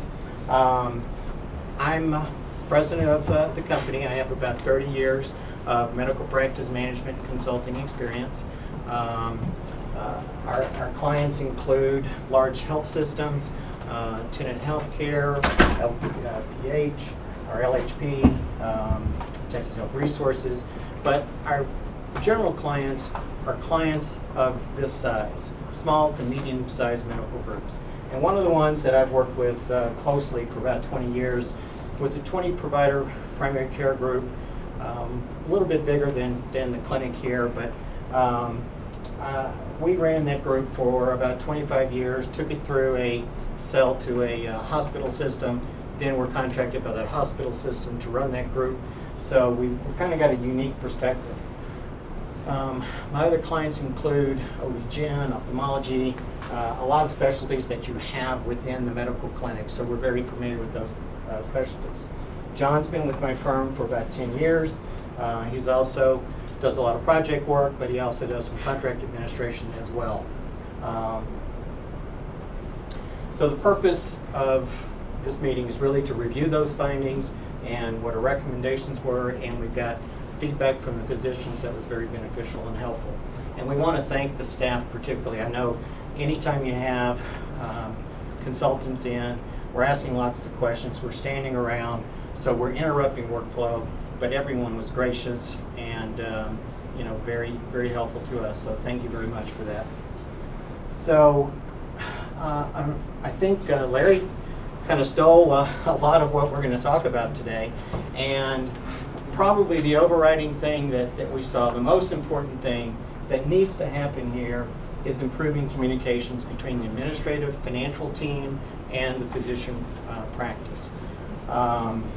Regular meetings need to occur between the physician group and the administrative financial team. So we think at those meetings there needs to be an agenda. It's not just a meeting to get together, but there needs to be a purposeful discussion of things that the groups are facing. And that can include new physicians coming in, new contracts, new payer contracts. The new Medicare quality payment program is huge, so there needs to be continuing follow-up. I know Gary's staff is working on that. Updating on just the progress of how the group is doing. There needs to be financial and production information that's provided at those meetings. And there's been production information and some financial information provided to the physicians, but not on a recurring, timely basis. So it's critical that physicians know how they're doing as far as their peers, budgets, and the kind of the national benchmarks, so that they can judge how their practice is developing. Again, agendas for each meeting and having someone keep track of those agenda items. So just like Larry said, improving communication between the administration and the physician group is critical. One of the other things we noted is significant difference between national patient volume standards and our patient volume medians with this group. And looking at some of the causes of that, the leading one is there are multiple systems that the physicians have to deal with. They are got a hospital system, a lab system, they've got a separate EMR system, so they are having to do multiple entry and consolidate these records to make a lot of sense. So that is an inefficiency that they're encountering. They've faced it for a while now. But one of my comments to the physicians was, there is no perfect system out there. We have clients on Epic, we have clients on NextGen, we have clients on Centricity. All of them hate them. There is no system that is going to be a perfect fit and where everyone likes it. And moving to a consolidated single system at this point, very time consuming, extremely expensive. And there are other less costly solutions, or at least interim steps, that we need to pursue before throwing out the current system and going down the path of implementing a fully integrated system. And these less costly intermediate steps would not be wasted money. These would be steps. Still going to have to do them regardless. Thank you. Yes. Do you know how we got into this jam in the first place? No. It just evolved that way? I think, yes, evolved. I don't know all the history behind it, and but it's not unusual to go into a facility where you have multiple systems. You know, it's just a fact of how these systems have evolved, and the systems are getting better and better and better. You know, the first EMR systems, electronic medical record systems, that were on the market were extremely cumbersome. Not that they still aren't, but they've gotten a lot better, and they are talking to each other a little bit better. You know, the whole goal of having a medical record that you could then send to any other facility somewhere down the pipe, regardless of what system they're on, that's not a reality. These systems do not talk to each other outside your own environment. So we're just not there yet. So there's progress being made. And so my opinion is the longer you can delay spending money to implement a new system, the better off you are, but you're going to get benefits of those improvements in those systems as you move forward. One of the things that's not going to cost you a lot of money is utilizing the clinical staff better than is currently being used. There are many times when physicians are in an exam room and the clinical staff is sitting at the desk waiting for that physician to come out and give them orders. What we typically see is the clinical staff more involved with that patient exam, in there with the physician, either acting as a scribe or helping with the education and the exam wrap-up so the physician can move on. You know, what we're looking here is to utilize physician time as best we can, because the biggest asset that we have is physician's time. So if we can utilize that more efficiently, then we're going to, one, make our patients happier, we're going to perform financially better, and we're going to meet the needs of the community. So as we start utilizing, we do have staff that we feel like that can fill these roles right now, because we have a lot of cases where physicians are not in at the same time seeing patients, so we have staff that's typically allocated to another doctor that may be available to help out. We're working through a process now where we're starting to do some of that, and we're trying to figure out, okay, what are the sources, what are the talents, and what are the key things that the physicians want these staff to do in order to utilize their time effectively. And as we go through this process, we are going to have to add staff. So clinical staff will have to be added at some point in order to continue helping the physicians in this area. But we want to use the physicians' times treating patients, not transcribing records from one system to another, not reconciling the medications. You know, those are things that can be done by qualified, certified technical clinical staff. The other thing that's a little unusual with this practice is that the physician contracts provide them no incentive to see more patients, to do more than what they are currently doing. Very unusual to see that. So we typically see a incentive bonus that's either tied to work RVUs, patient volumes, quality. There's a bunch of measures that need to go into it. Could you explain work RVUs?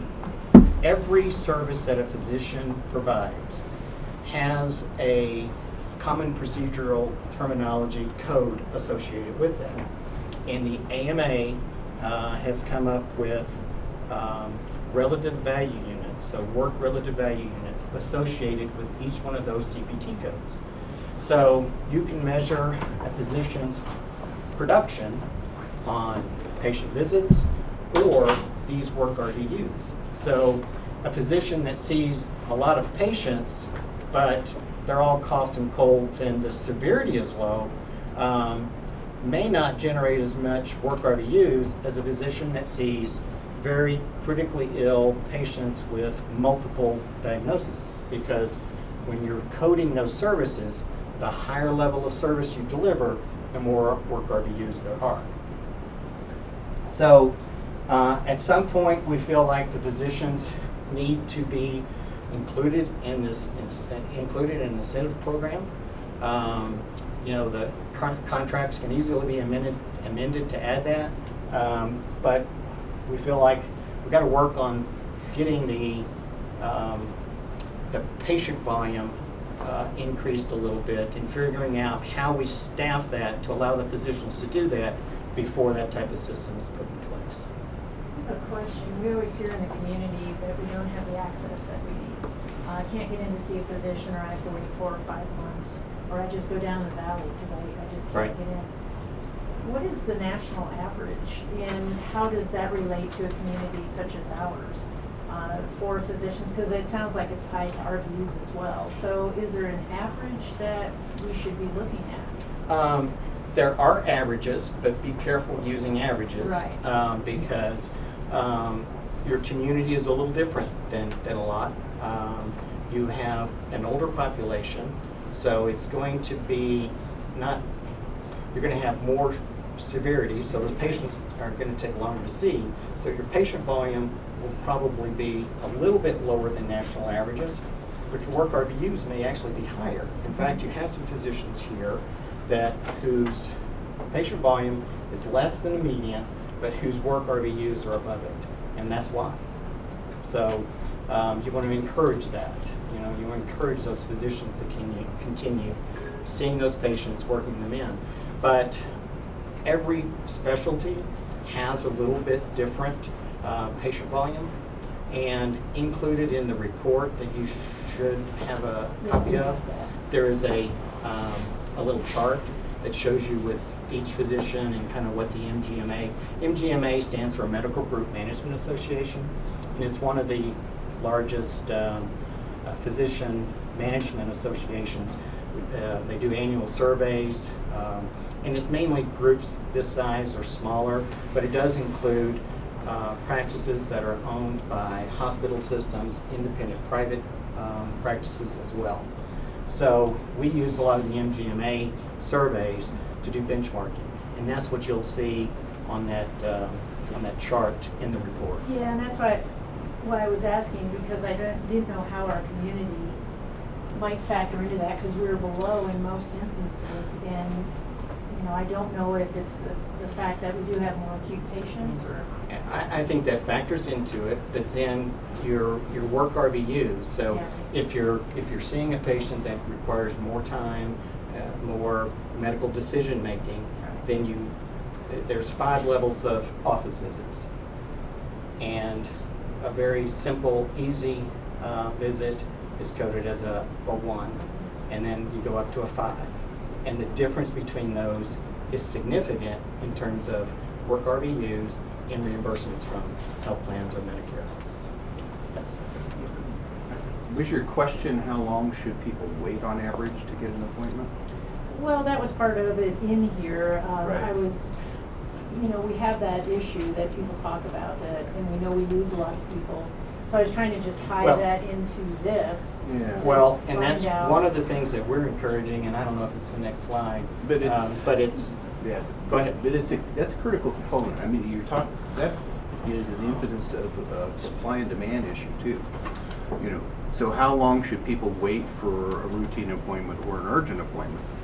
It depends upon what the public wants and needs. That's part of the strategic planning process and figuring out what the community needs assessments are. But I mean, if it's an urgent issue, you need to get it now, and you need to get taken care of. And if it's something that can wait, I don't think waiting 3 or 4 months is a good market strategy. I think probably waiting a week is probably or so maybe is on the outside but that has implications for how long people are waiting, has implications for how productive we can be, how easily we can flow patients through the clinic, but it also has implications for the number of providers we have and kinds of providers we have too. And that's what I was going to say is, a lot of it depends on specialty. A lot of people will wait a while to get in to see an orthopedic, but you really want to get in to see your family practice or internist if you have the flu today.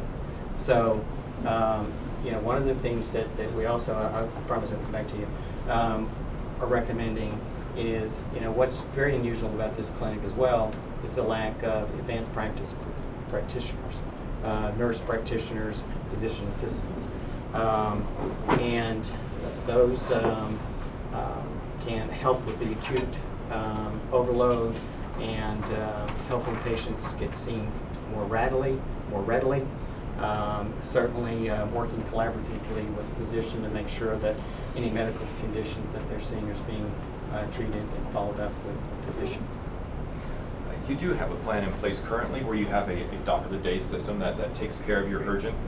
So every day you have certain doctors that are there So the idea that you can't get in to see a physician is a little mixed in the fact that sometimes you just can't get in to see the physician you want to see.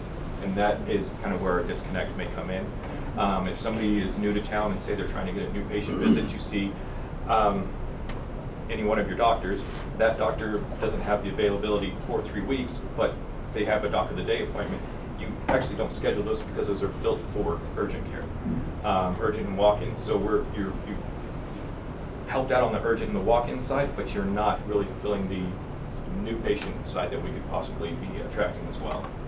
And one of the other things, as far as the advanced practice providers, is certainly a lot easier to recruit than physicians, and financially, the performance can help us offset some of the losses that the practice is seeing as well. So we readily encourage and see advanced practice providers being put into practices nationwide. Yes, sir. I'm sorry. I'm kind of new to this whole thing, but just, is it significant on production levels that we have to staff on our levels in season as well as off season? Your hard community makes it balancing difficult it. to balance. You're almost the opposite of most practices, because you're very busy during the summer, which is typically a very slow period for a lot of practices. But you're very busy. So in this time of year, you would expect to be seeing some flu, so you can get a ramp up, but then you've got a decrease in your population during this period as well. So that is a challenge. I know we were visiting today about the challenges of also recruiting some of the non-licensed clinical staff into the community. So that's another challenge that we face, just because of the cost of living here. I was thinking something that you probably can't overcome would be this swing in I don't know. I think that's your there. environment, and Yeah. you have to adjust to it. I'm sorry, go ahead. Well, but you're right. A lot of healthcare organizations are seeing their busiest times during the winter and slow times during the summer. So there are creative ways to share staff between facilities. We did that when I was in Grand Junction. We shared nursing staff with Aspen, where they had the biggest volume during the winter time, and then their volume dropped, and we had a lot more traffic in Junction during the summertime. And so we made arrangements with nurses that kind of floated back and forth between two facilities. So they were kind of a guaranteed staffing arrangement. But, and I don't know, on a provider basis, maybe you find some providers that are slow time during the summer and be willing to come up here and work during that period or not. I don't know. I'm just thinking out loud. Well, and one of the other things, and we'll touch on a little bit later, though, is our recall system. If we can get our well visits more time to our slower periods of time, then booking those during when we know we're going to be busy, and you've got to watch insurance coverage and things like that. But if we can shift those into our slower periods of time, then that's a better use of our resources, and we start leveling out some of that. On this slide, it's rare to see one part-time APP, advanced practice provider, in a group this size. Normal. What would you have expected to see in it? 5. 5? And those would be part-time or full-time? Combination, but 5 full-time equivalents. 5 FTE? Correct. What do you think about it? It's part of making the physicians more productive too. Absolutely. They can handle a lot of the things, the runny noses and so forth, and defer the more complicated conditions to the physicians.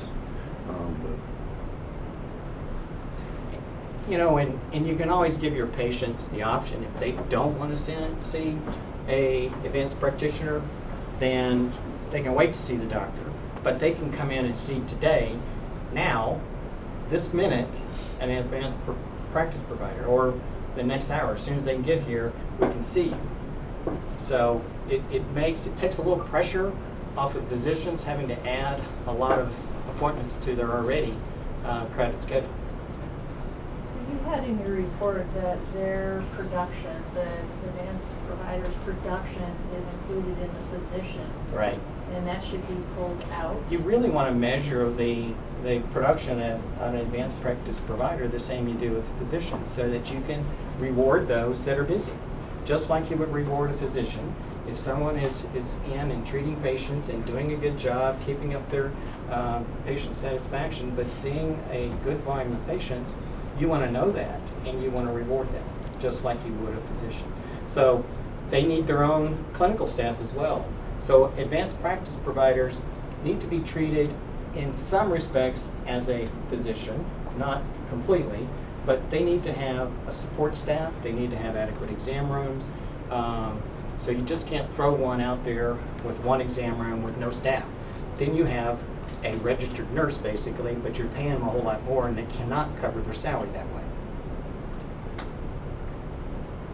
Would you see those advanced practice practitioners only practicing in the clinic, or would you also see them doing rounds on the floor, in the ER? Where would you see that? Everywhere. Clinic, nursing home, they're big helps in nursing homes. If you need them on the floors, I think the physicians are doing their own rounding on the floor, but you could also have a advanced practice provider round on the floor in the morning, report to the doctors. That way their morning schedules aren't interrupted. So there's a lot of way to incorporate them, but those services still generate revenue, and the physicians are in the office, they're not interrupted. I mean, when we were there, we saw several physicians get called out, interrupted their patient flow, and had to go to the floor. That's really not good for patients, it's not good for the doctor. So if we had another source, and you know, this is the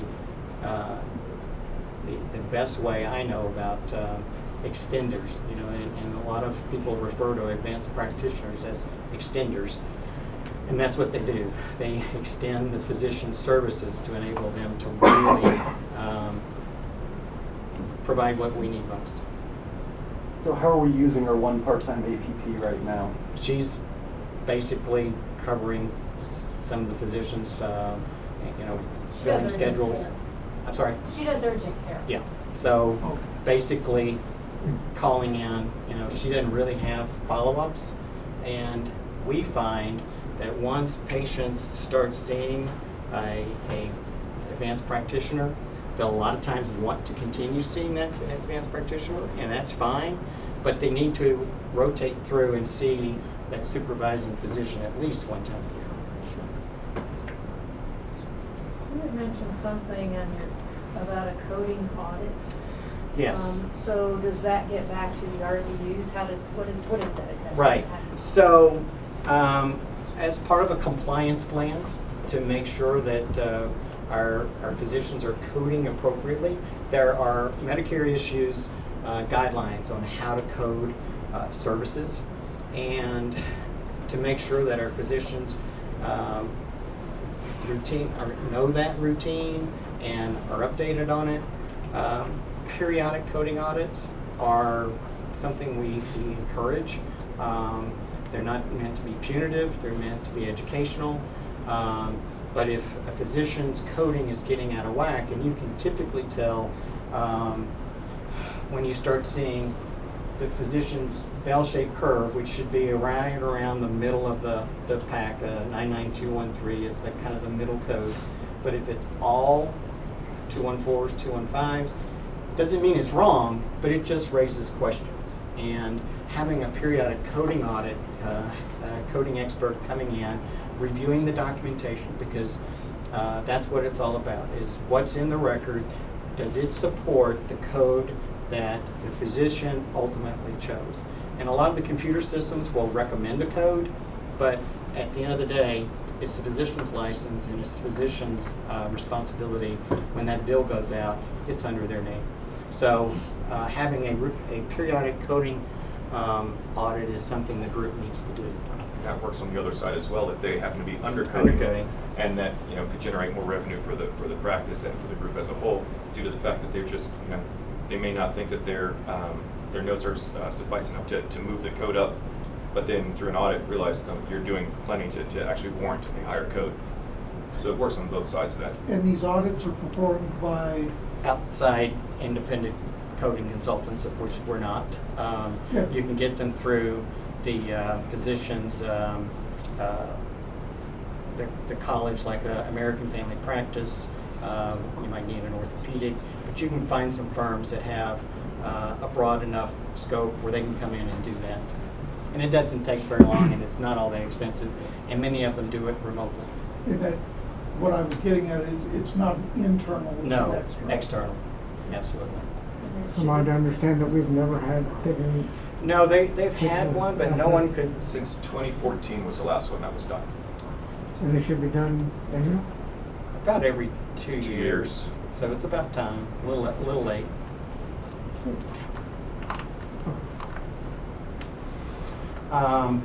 The financial statement analysis, you know, the average loss per physician is about $375,000 per year, which is significantly higher than what we typically see. Again, a lot of that is due to just the revenue.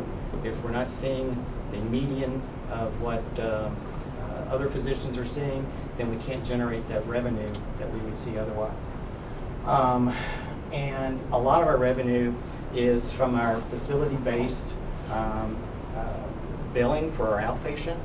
And the General Accounting Organization has studied that, and they recommended back in 2015 that that payment differential be eliminated. Now, there's been no movement, nothing that I've seen that would indicate that that's imminent. But as they're keeping looking for ways to cut Medicare cost, that probably is going to be on the agenda at some point. So we need to act now, is what I'm saying. And like Larry was talking about, these are opportunities. Overall, the hospital, which the physician group rolls up into the hospital, is financially solid. But we have opportunities, and the opportunities need to be addressed while we still have time and the resources to do it. If we wait until we have a catastrophic decrease in reimbursements per visit, that's too late. So we need to start now. So go ahead. Do you know how much that would cost us if we lost the payment differential? I could not come up with that number. I'm sure somebody in Gary's department could probably make an estimate of it, but it's because of your patient population here and the Medicare, it's significant. Do you think 7 figures, 8 I think figures? so. At least high 6. So we're, by the end of the year, we'll have lost about $4 million in the clinic. But what you're saying here is your experience is $100,000 per physician, so we should be losing about $1.5 million at the top. Correct. Okay. Now, every group is different. Sure. So, you know, and I don't think there's any way you're going to get the production to where you're going to get these losses down that quickly, but we need to start whittling away at it. One patient a day per provider is about $400,000 per year. So that's significant.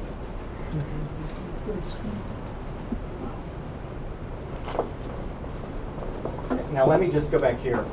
In no way do I want anyone to think that we're saying your physicians are lazy or taking advantage of the situation. That is, you will not see that in our report. There are genuine inefficiencies that are causing them these problems, and we need to get them addressed. And you know, I know your physicians are here many hours, over and beyond the normal 8 to 5, and that's to their credit. So we need to help them out, but eventually we've got to start working on these losses. Your staffing levels, that's typically where we see things are out of whack, but you're really not. You know, you're about 3.7 FTEs per FTE physician. The MGMA average is about 3.68. You're a little understaffed on the clinical side versus the MGMA standards, but because we're seeing fewer patients, that's really kind of to be expected. So we don't have the amount of volume coming through the practice, so we don't have as many phone calls and things like that, that a higher volume of patients would generate. And as we start adding patients, we're going to have to address this clinical staffing ratio, and that's going to have to increase. One of the things that we think can be considered, especially to help with some recruiting, is to consider some type of staff bonus pool, some way tied to increased productivity, improvement in patient satisfaction. The new Medicare Quality Payment Program is going to be significant, so there's going to be lots of opportunities for all the staff to get involved with that to make sure we qualify. So that's something that should be considered as well. I have a question on staffing. You were talking about the mix of physicians and different kinds of providers. How are we staffed at a different level than with our nurses and MAs? Because it seems like we have trouble keeping MAs because of all of our housing issues. Right. But what do typical clinics, how do they staff with nurses and MAs and other folks? Most try to use medical assistants, certified medical assistants, because of the cost. Very few RNs, LPNs are used in most physician practices because the cost is so much higher. You've got some unique demands because of the cost in your area. So, recruiting a 15 an hour employee is difficult. So having things like the bonus pool and bonuses to help recruit employees in, and pay them a longevity bonus of some type. But once you get, especially a medical assistant that doesn't have a lot of training, you have to keep increasing their salaries. Or you've just done the best thing you can do for your competitor: train their next staff member. So you've got to keep the good people with their raises going up, and particularly on the low end, you're going to jump them more than 2 or 3% that you would normally see for someone that's a licensed person.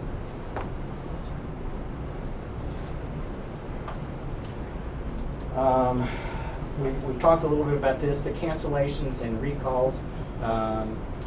That's an area that we think needs some real improvement. There's some medical legal issues with this, but also some revenue issues. We have patients that schedule appointments that don't keep them, and we need to do a better job of getting those patients back in and being seen. We are trying to simplify. Are we way out of range on these things, or? I won't say you're way out of range. It's just there's not a lot of work going on to get those patients back in, and it needs to be kind of someone's daily assignment that, okay, those patients didn't show or they canceled, get them rescheduled. If they don't reschedule over the phone. So I don't think we're out of norm on that, but where we're out of norm is we're just not working the getting them back in. And what type of a person are you talking about? It can be a clinical person, it can be a front desk person, somebody that's just making the phone call to get them back in. Okay. Contact is what's important. These were the Can you go back to the no-show fee? Yeah. What do you typically see on that? And obviously, we don't have one right now, I'm assuming. Well, it can range anywhere from $25 to $50, and it's one of those things you're rarely going to collect. It's mainly a deterrent to let someone know that, we've scheduled this time, and I think the doctors here do a pretty darn good job of staying on time, and so their patients' time is being respected. So, having a fee is a little bit of a deterrent. It's not an end-all to be all. But I would say probably 90% of our clients have it, and it's, you know, it's billed, but it's selectively, you know, written off. It's written off more than it's collected. Have you seen it implemented, and does it make it? It does make a difference. It does make some difference, but it's not going to cure. Solve it, right? It's not going to solve it. You know, there's just some patient populations that are going to book appointments, and they don't feel any obligation to call or show. Just in those, we typically see after 3 no-shows, they're out of the practice. And John, what's their policy? Currently it's 6, and part of your reminder kind of has a notation at the bottom of the emails that mentions that you will possibly incur a fee for no showing, but it's not been addressed. It's not been really brought to the forefront. So we recommend part of the patient package when they're signing up, realize that there is on your financial policy, there is a no-show cancellation policy that if you don't do it within 24 hours, you could be assessed a fee. And 3 no-shows is plenty to know that a patient's not going to respect the physician's time. That's typically where we would cut that off and send the patient a discharge letter. You don't see many of those in rural communities, do you? There's quite a bit. If it is abused, absolutely. Now, you were saying the policy as far as a no-show fee. It also depends upon what your options are. If other providers are not charging a fee, then you got to be careful. You can create a public relations issue. Most of our clinics will schedule appropriately. If you anticipate a certain percentage of your patients are not going to show, then you overbook a little bit to make sure that you can fill those gaps in the schedule. It's a little bit like the airlines, right? Yeah. Not everybody's actually gonna have to get on And board. then when everybody shows up, you're like, okay, so I'm working till 8 tonight. Well, they just then we buy it down. We don't Give you a have voucher a for a free huge fee. number of no-shows. We have some chronic no-showers. And so, So you don't do the 80-20 rule. You don't So, penalize yeah. 80% of the people for 20% of the Yeah. problem. Yeah. it's a thing that we can maybe do better at, but it's not a thing that I would waste a lot of time and energy on. So you also said we had a lot of different scheduling slots, Right. depending on position, or in most places, whittle that down Lots a of little different bit. appointment types. And the problem is, remember who is typically scheduling our appointments. It's one of our newest members to our staff. It's not a lot of people with a lot of experience. So the easier we can make scheduling, the happier patients are going to be, the happier the doctors are going to be, and the easier we can plug somebody in that position. If we have multiple appointment types, and typically we like to see long and short. So we know a new patient physical is going to be a long exam. And according to the physician, that might be 30 minutes or some might be an hour. We don't like to see hour-long appointments, but you've got some patients in this population that I can understand why that's necessary. But the key is trying to simplify and trying to get everyone to common scheduling templates so that we can train our staff better and schedule better. Did you look at the Saturday clinic?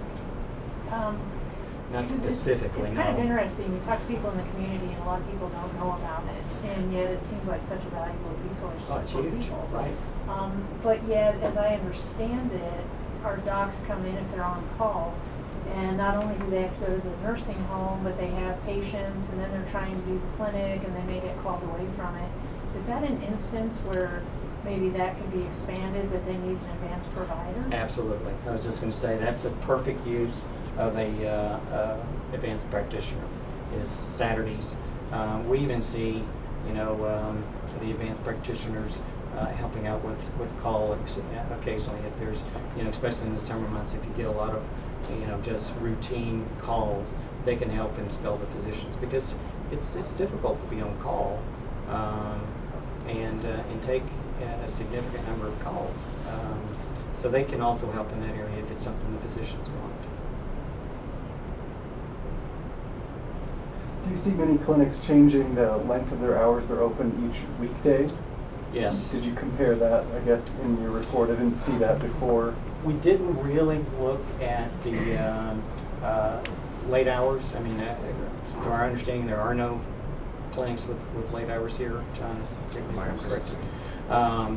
And you know, it's mixed. I'll say we have clients that have implemented early hours and late hours. Sometimes it works. Every community is a little bit different. So I would think particularly the times of year would be different as well, because you've got a different patient influx. But more and more clinics are going to extended hours so that they can provide that service to their patients. Or they do Saturday. Generally, they'll start with one or the other. So if they open up Saturdays, they make sure that Saturdays are And the filled Saturday and not hours- being pulled from their current clinic just to work on Saturdays. And perhaps what we need to do a better job here is letting the patients know of availability. So. I'm sorry. I've got so many ideas. One caveat you got to put in there is if you do extended hours and weekend hours with an advanced practice provider, you have to be very careful who that person is. They need to be very experienced because they're functioning autonomously without, you know, inside the clinic handling emergent care is one thing, but stay handling all by yourself in, you know, in an evening or a weekend is sometimes. That's our experience. Well, and they still need to be able to reach a physician by phone. So if they have a question or a problem, and that's the nice thing about electronic medical records, the physician can dial in and take a look at a record and help a provider out if they have some issues. So. And would you see, we have 24-hour ER coverage, would you see that helping, or does it really need to be more clinic physicians that are addressing? Well, we don't want to support? take anything away from our ER visits, you know, so we have to be a little bit careful about competing with them in the office. So, you know, but I wouldn't see the ER physicians dropping over and coming into the office environment. We, in my previous hospital, had just gone through a design process for an emergency room expansion project. And one of the things that we were going to do was merge the after-hours clinic with the emergency department so that there'd be a single entrance for any non-scheduled appointment. And then there'd be a single point of reception, triage, medical screen, and the patient could be appropriately treated either in emergency where that's appropriate or in a clinic setting for non-emergent cases. And what that did is it put all of the available resources in the building, like in the evenings and weekends, in one place, so that if you happen to get hit, if it hit the fan in one place or another, they're all there to support each other. But also we found that, you know, there's so many people that don't know where to go. Do I go to the clinic or do I go to the ER? And most people in their own minds, you know, identify with the worst case scenario. Like, well, I got this little pain, I must be having a heart attack. Well, you may run to the ER and find out that it's not a heart attack, and you might find yourself in a position facing a huge payment because you've got a large hospital deductible and copay in the ER. And even your life insurance company may decide, well, that was not an emergent case, so we're not going to pay for it. So we actually merged the two so that we could channel people where that was most appropriate for care. And those that ended up in the emergency room that was non-emergent, they could be seen in the clinic side of the equation. They got a clinic visit, which was a $25, $35 copay, and that was it. So it was a better financial arrangement for the patient as well as putting all of our resources in one place as a provider. That's just. Do you think logistically that would be able to I hope do so. that? We got a blueprint for it. We'll see. I don't know. Somebody got to try. Steve's talking about here. Here? Yeah. I don't know. I mean, That's what I mean, yeah, logistically, I'm not could we above do that? stealing great ideas from somewhere else. Absolutely. If they work. It sounds Free range ideas. Free range. They can go anywhere. Oh, okay. free range, yeah. How did operating expenses fit into all of this when we're looking at finances? Well, operating expenses were 90% of revenue, and typically they're 60%. Now that's a function of revenue. I think our, the biggest expenses with in a physician office, physician practice, staffing. And I think our staffing expenses is pretty equivalent or in line, especially since our number of staff is in line with what the medians are. But when you add occupancy expenses and you know, the fixed overhead into those equations, when your revenue line isn't quite where it ought to be, then you get these high overhead percentages. So I think some of that will take care of itself as we see additional patients. And not a lot we can do about occupancy expense. It is what it is.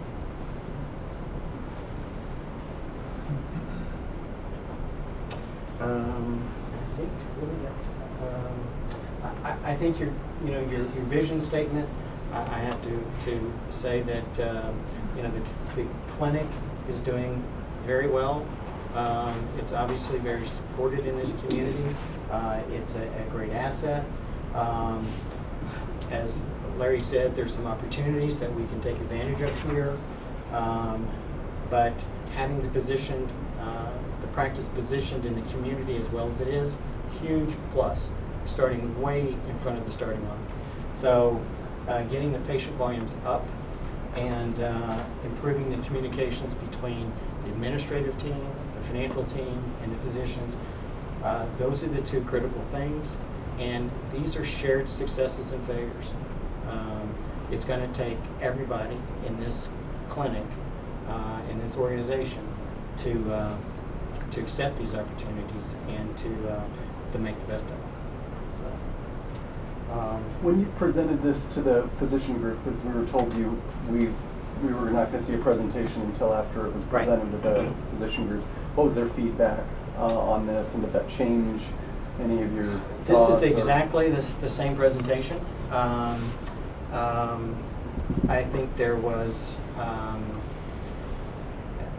mixed reaction, some very supportive, some that felt like we were not giving due weight to the problems that the physicians face with the cumbersome EMR system. I think we are giving that weight, but all we're saying is, yes, we have a tool that's cumbersome, but we can do some other things in the meantime to help you out so that we can deal with that. And then some point, you know, if we're looking at you know, improved systems, or who knows what the payment system is going to be like in 2 or 3 years from now.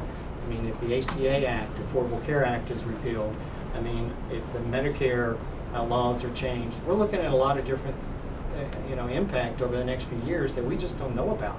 So spending a lot of money right now to make a change in a system, to me, just doesn't make sense. When we can do a lot of other things, we can walk before we swallow that big pill. So, you know, we had a good, lively discussion, and you know, I think we've got some buy-in and some not. Did everybody participate in the clinic in this study? Well, we observed. How did you do that? We observed all areas and visited with a lot of the physicians. Some were on vacation when we were here. Some chose not to visit with us. But you know, through observation, talking with staff, reviewing the production numbers, the financials, that's the basis of the findings in our report. But overall, we were very pleased with the reception we got. We understand the situation, so we were thankful for the cooperation we received. Any other questions? Do we have data on how long it takes for patients to get into each practice? Because again, back to Diana's point, we certainly hear this a lot in the community, and if it's not an issue, you know, I don't know how we put out a PR campaign that says, you know, this isn't an issue, or how do we report that? Well, it is an issue getting into the physician they want to see. Okay. And I don't think there'd be any, you know, argument with that. We need to do a little bit better job of explaining the doc of the day and, you know, making that more available. But getting back to the advanced practice providers, I think that's going to be a real key going forward, is developing some really personable, knowledgeable APP staff. The doc of the day, have you looked at the data on that? Are we filling all of those slots consistently? For the most part, you're pretty full on those days, and most of them are urgent or walk-in. But what that doesn't lead you to is the availability, which is what we found is that for new patients or non-emergent care, that's the people that are having trouble getting in to see a specific physician. Some have realized that the way to game the system is wait till the doc that I want to see is on doc the day and walk in the door. Now I get to see my physician on my time that day. Obviously that's not what it's intended for, and that's not what we want to use it for. We recommend, with the ability to improve the physician's time with patients, to be able to make that more of a interactive time instead of on the computer typing notes, filling it in, where we have our clinical staff helping them out in that scenario, be able to open up a couple more slots to be able to see more of those, and then be able to add daily or every other day initial, brand new patient initial cares. So, like we said, just adding one more day across the board with all our patients, with all our providers, it's $400,000. It basically drops the bottom line because there's no, or very little added cost to that. Are most of these new patients?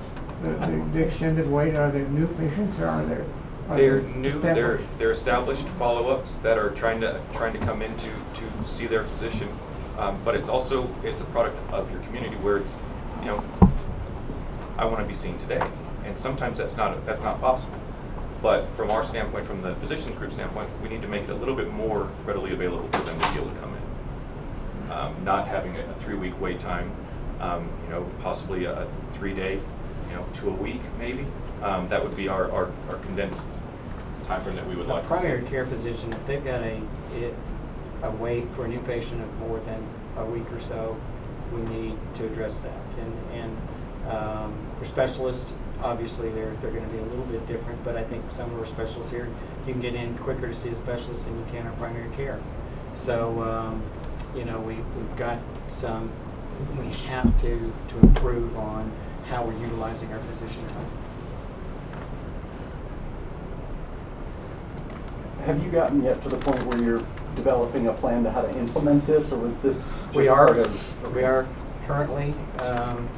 It's been a process with vacations and everything, with providers and staff, but we're working with the internal medicine physicians first to try to roll this out, utilizing the existing staff to find out, okay, what skill set does the clinical staff need, what exactly do the physicians want them doing, so that we can come up with a plan and then start looking to roll that out to other staff or to other physicians. Are you guys interacting with staff and physicians, or physicians only? Staff and physicians. Both. Both. Well, currently it's the ones that are currently being impacted for the quote unquote pilot program that we're implementing. And Dr. K is involved in all of this, so he's one of the keys for us to help implement this. And less staff. Any other questions? Is there anything we forgot to ask? Feels like we asked everything. We'll be around tomorrow morning, so if you have questions, you're welcome to. Quality dashboard, Cindy. In the essence of time, I'll just briefly go over, I'll just show you that we've got a lot of green. We ended the year, this is the end of the year for 2016. We are above or below the national standard, whichever is best. So, if that makes any sense. We're doing excellent on our core measures. We're going to retire some of these this year. We're going to replace one with early sepsis recognition and treatment. We're going to we're going to replace the pneumonia core measure. Doesn't mean we're going to stop doing those things. Let me make that clear. They just aren't, we've got those processes hardwired. So now it's time to look at something we don't have as hardwired.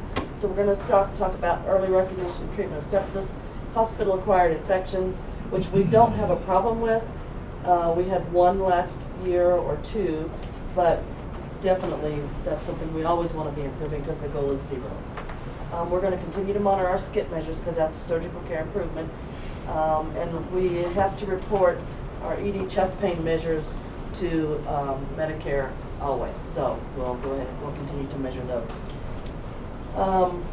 Our Press Ganey scores are phenomenal. We need to start looking more at CAPS scores, which I'll be able to explain more about as we move forward. That's some people know that as HCAPS. We had a little bit of a talk about that one meeting. There's also CG CAPS, which is clinician group, which is the clinic CAPS. There is OAS CAPS, which is outpatient ambulatory surgery.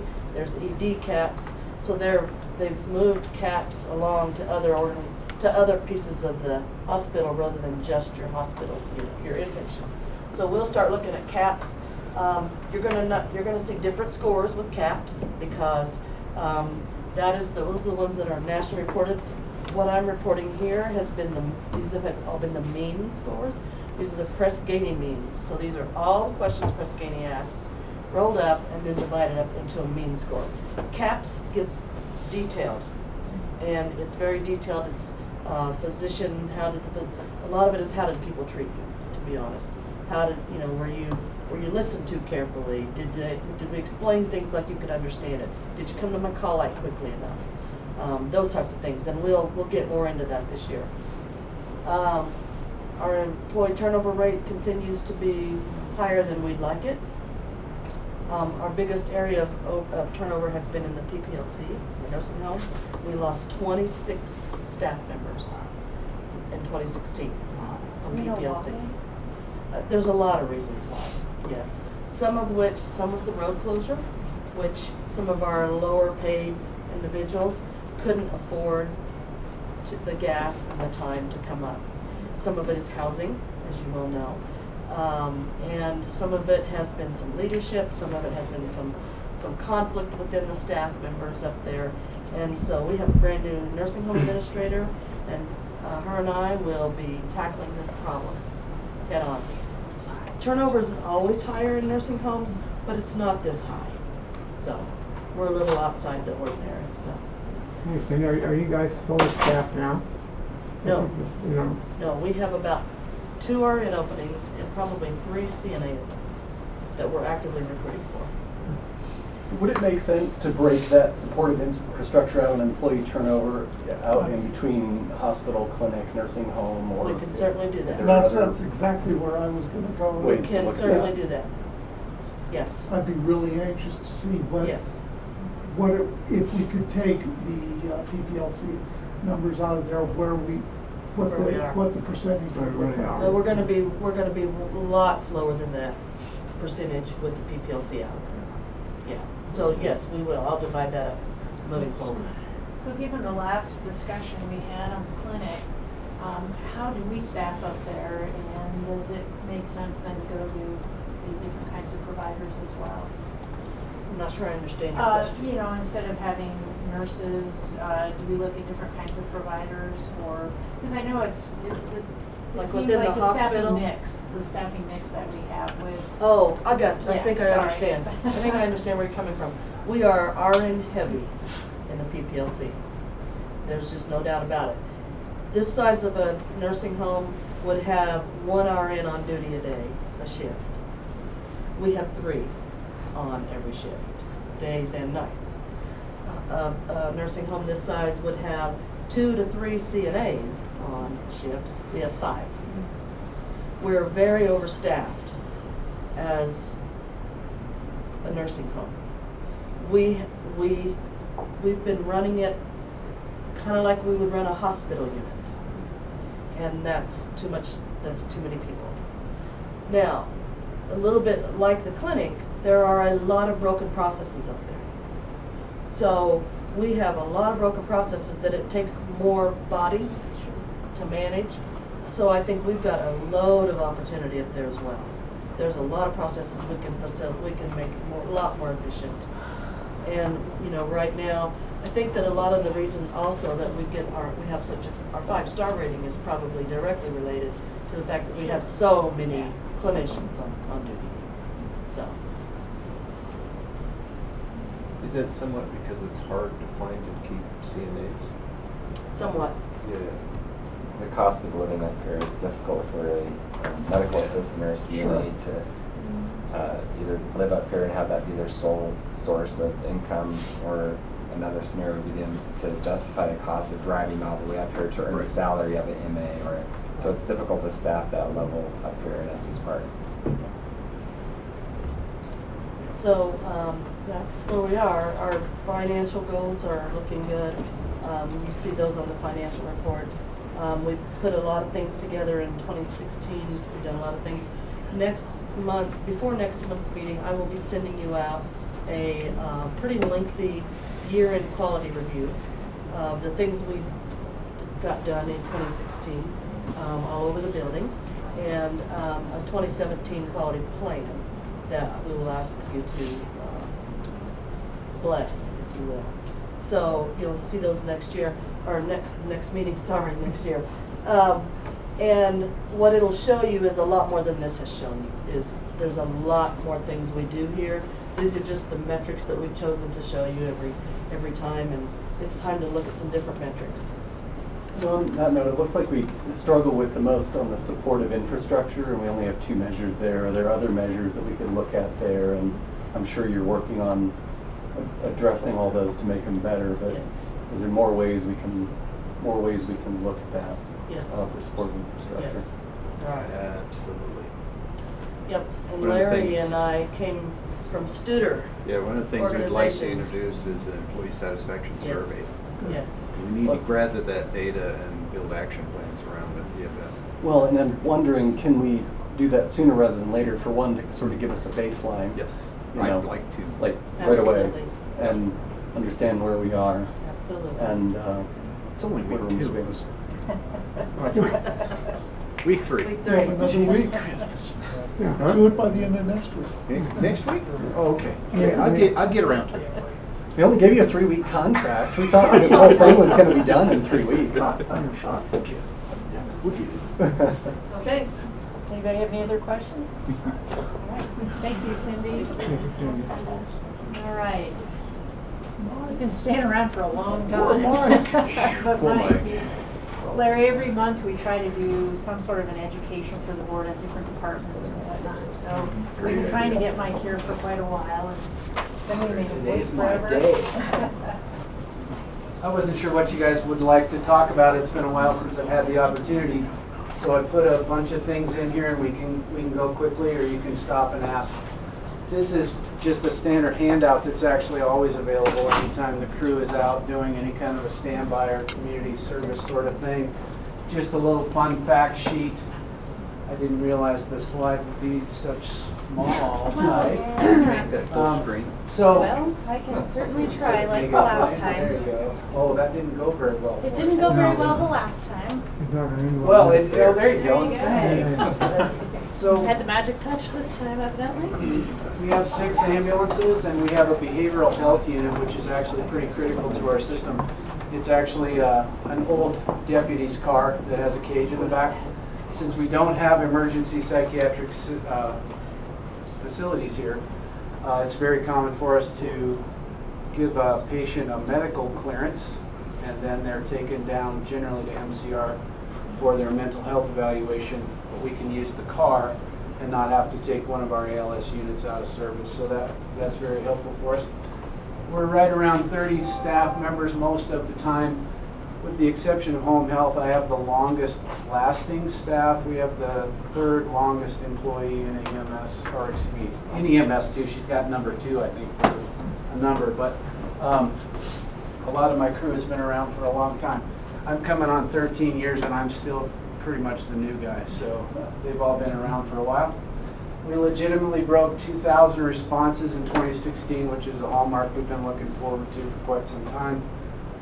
Our motto, of course, is we don't want bad things to happen to good people, but if they do, we sure want them to happen on our shit. So anyway, let's see what else. Things that we do, obviously we're a 911 ambulance, but we also, a big share of our business is interfacility transport, as you all know. Mike, can you tell us, has that changed or stayed pretty much flat over It's the years? pretty much stayed flat all over the years, except that an easy example would be we used to have to do down and back transfers for a CT scan. Obviously, we don't have to do that anymore, but our numbers continue to grow. So even though we don't do as many transfers, we're actually getting busier than our statistics look because we're filling in numbers of things that we don't do anymore, if that makes sense. Yeah, right. So Yeah. some of your services are falling off, and then the other areas are growing enough to more than make so up that for it hides the number. So the interfacility transport that we do, the road closure has made each one of those longer? Absolutely, it has made those longer. Yes, sir. It's a long ways to MCR from here. It is. Now, right now, anyway.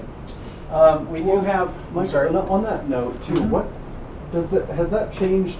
Does that change our closest facility and where we need to transport it all? That's a discussion that the physicians commonly have. I would have to defer that to them. Everybody doesn't know. We actually have a number of our more experienced members are members of the regional SWAT and bomb squad.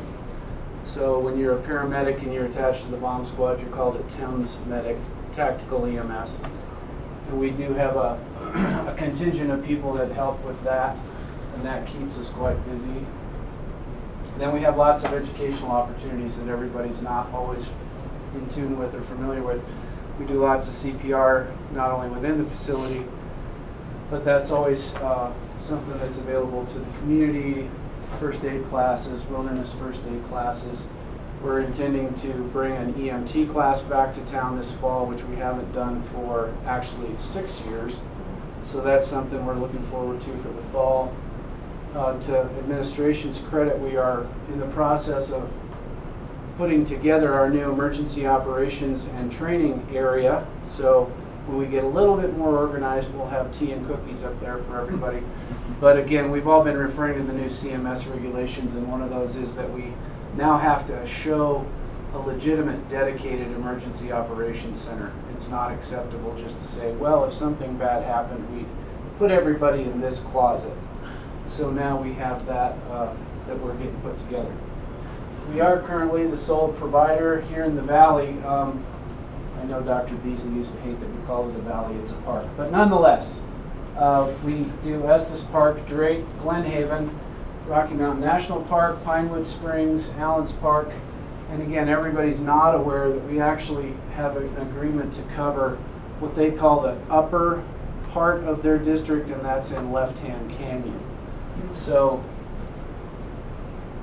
we go clear down there, and actually, based on the way that Boulder County does its emergency medical services, we are by far the closest ambulance to essentially Highway 72 is really how you have to say that. When you talk about upper left-hand canyon, how would you get to upper? Allen's Park to Highway 72 into Jamestown and down. Yep. So we are just about to kind of put the finishing touches. We're waiting for the rules to be written on the community paramedic program that the state has recently adopted, and that's actually something that Ryan's very good at. I'm going to bend his ear about. But because we do have such an active, vital home health and hospice group and a very good clinic, we do feel like the community paramedics, there's a few people that fall through each of those cracks that we anticipate we can really benefit with the community paramedics. So roughly, how many 911 calls go into Rocky Mountain National Park? Oh boy. Well, in the summertime, probably 25%, 20 to 25%. Really? This time of year, almost none. Of all calls, though, in the summer, 25% rate? Are you able to keep an ambulance in the park during the summer? We don't typically do that. I was just going to say, everybody doesn't understand that in Rocky Mountain National Park, it's no one's job to provide EMS. If you are a law enforcement ranger or an interpretive ranger and you are an EMT, they're welcome to use you. But they don't specifically, with the exception of the Alpine Visitor Center, it's no one's job to be an EMT. And so on any given year, depending how the park staffs and how their schedule flows, again, we would go in there because somebody needed a Band-Aid, or we would not based on what the park staff has going on. So that also ebbs and flows a little bit in the summertime. Critical care paramedics, that's, a lot of people think we do provide critical care, and we do, but that is actually a special designation typically critical care is provided like by the helicopter. But again, our staff provides critical care, which is very important to us because of our weather patterns and how difficult some days it is for the helicopters to come, obligating us to transfer patients that would normally be handed off. So I would invite you to check us out on Facebook if you haven't already. And we also have a newly launched EstesParkEMS.com website, which we intend to use for a number of different things. In terms of our scores, there are a couple of other things we measure, but overall, our running 12-month average is 98% in terms of overall satisfaction, and then our courtesy is not bad either. This is typically, if we have a challenge, it's this one, because if you're really sick and really hurt, sometimes we don't take the time to explain perhaps as well as you'd like, because we really want to take care of you and get you to the hospital. So sometimes we get busted on that one. Those are pretty ragged scores. Thank you. I was going to play a little game. Oh my gosh, what I do. Oh. We were so on There it. we go. So, what's the busiest month? August is our busiest month. Interestingly, our slowest month in 2016 was February. Typically, amazingly enough, our slowest month is April. This is the first time, 2016 was the first time April wasn't our slowest month. Well, Can you see the next August was way below September this year. I'm sorry, I said August. I apologize. I meant September. September. I'm sorry. Okay, so what day of the week is the busiest ambulance day? Who wants to guess? Audience, please participate. Saturday. Sunday. Wednesday. Oh, who said Sunday? Sunday wins. Go ahead. I live by the entrance to the park. I hear you 2016 Sunday was the busiest day to need an ambulance. Okay, by time of day, when are the ambulances busiest? Anyone? When I'm trying to sleep. When you're trying to sleep. I tell them to turn the siren off. Noon. I don't know if you qualify, but since you said it correctly. Yes, actually noon. Really? Yep, 12 p.m. in the afternoon. Then at supper time. Okay. Now, if you, I apologize, these numbers aren't as visible as I'd like. I would ask you to notice though, even though, yes, this one's the busiest, not by much really. And one of the things, go ahead, yeah, to the next one. I point that out because most ambulance services, especially in urban areas, can very specifically point out spikes in service need, right? Friday night, Saturday night, Monday morning is actually a very busy ambulance time. But statistically, our graphs are more or less flat by time of day and day of week. And so that's why our staffing is more flat, in other words, more consistent than you'll find a lot of other places.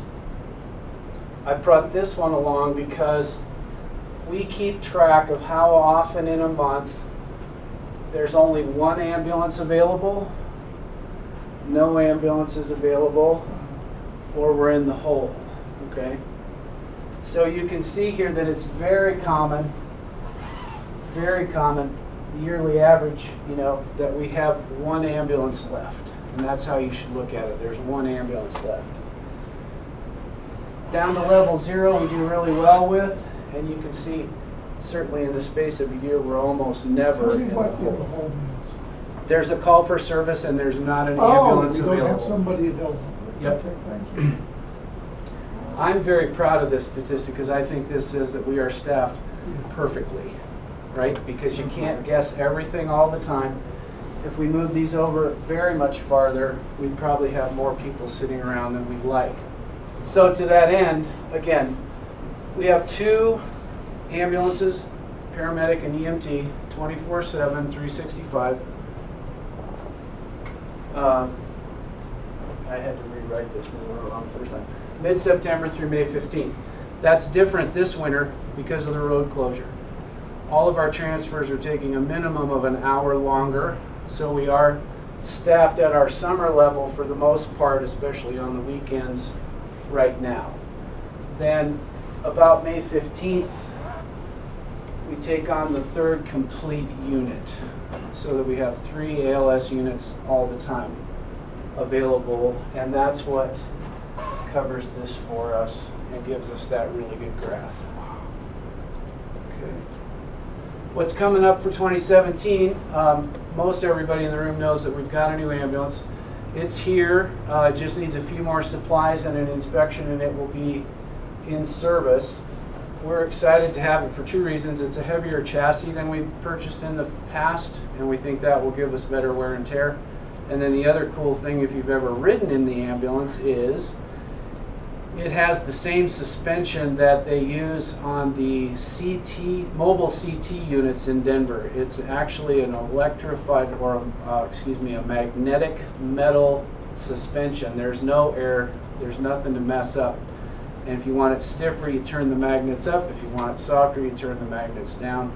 And I've been in it. It's a pretty sweet ride. So you don't have to get hurt. We'd be happy to give you a ride if you want one. We've also been fortunate enough, leadership is committed to what we're calling a QRV. Ever since the 2013 flood, we've really needed, and in this case the QRV is going to be a Suburban.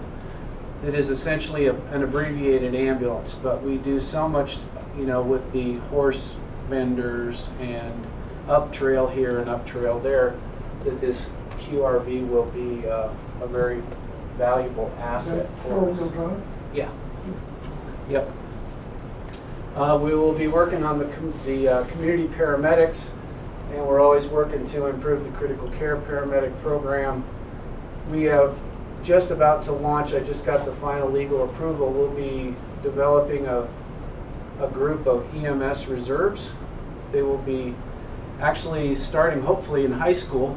You can become an EMS reservist, which is essentially a volunteer with the intent that you'll gain more experience. You'll be available to us for overflow situations, for the Scottish Highlands Festival, for the Frost Giant, because we have a lot of need for standbys. In other words, people want the ambulance to be there, but they haven't budgeted for it. So we always send someone there with the risk that they may have to go on a call. These reservists will allow us to dedicate ambulances to those community standbys, which is really important to us. And then the education, I already mentioned the fall EMT class.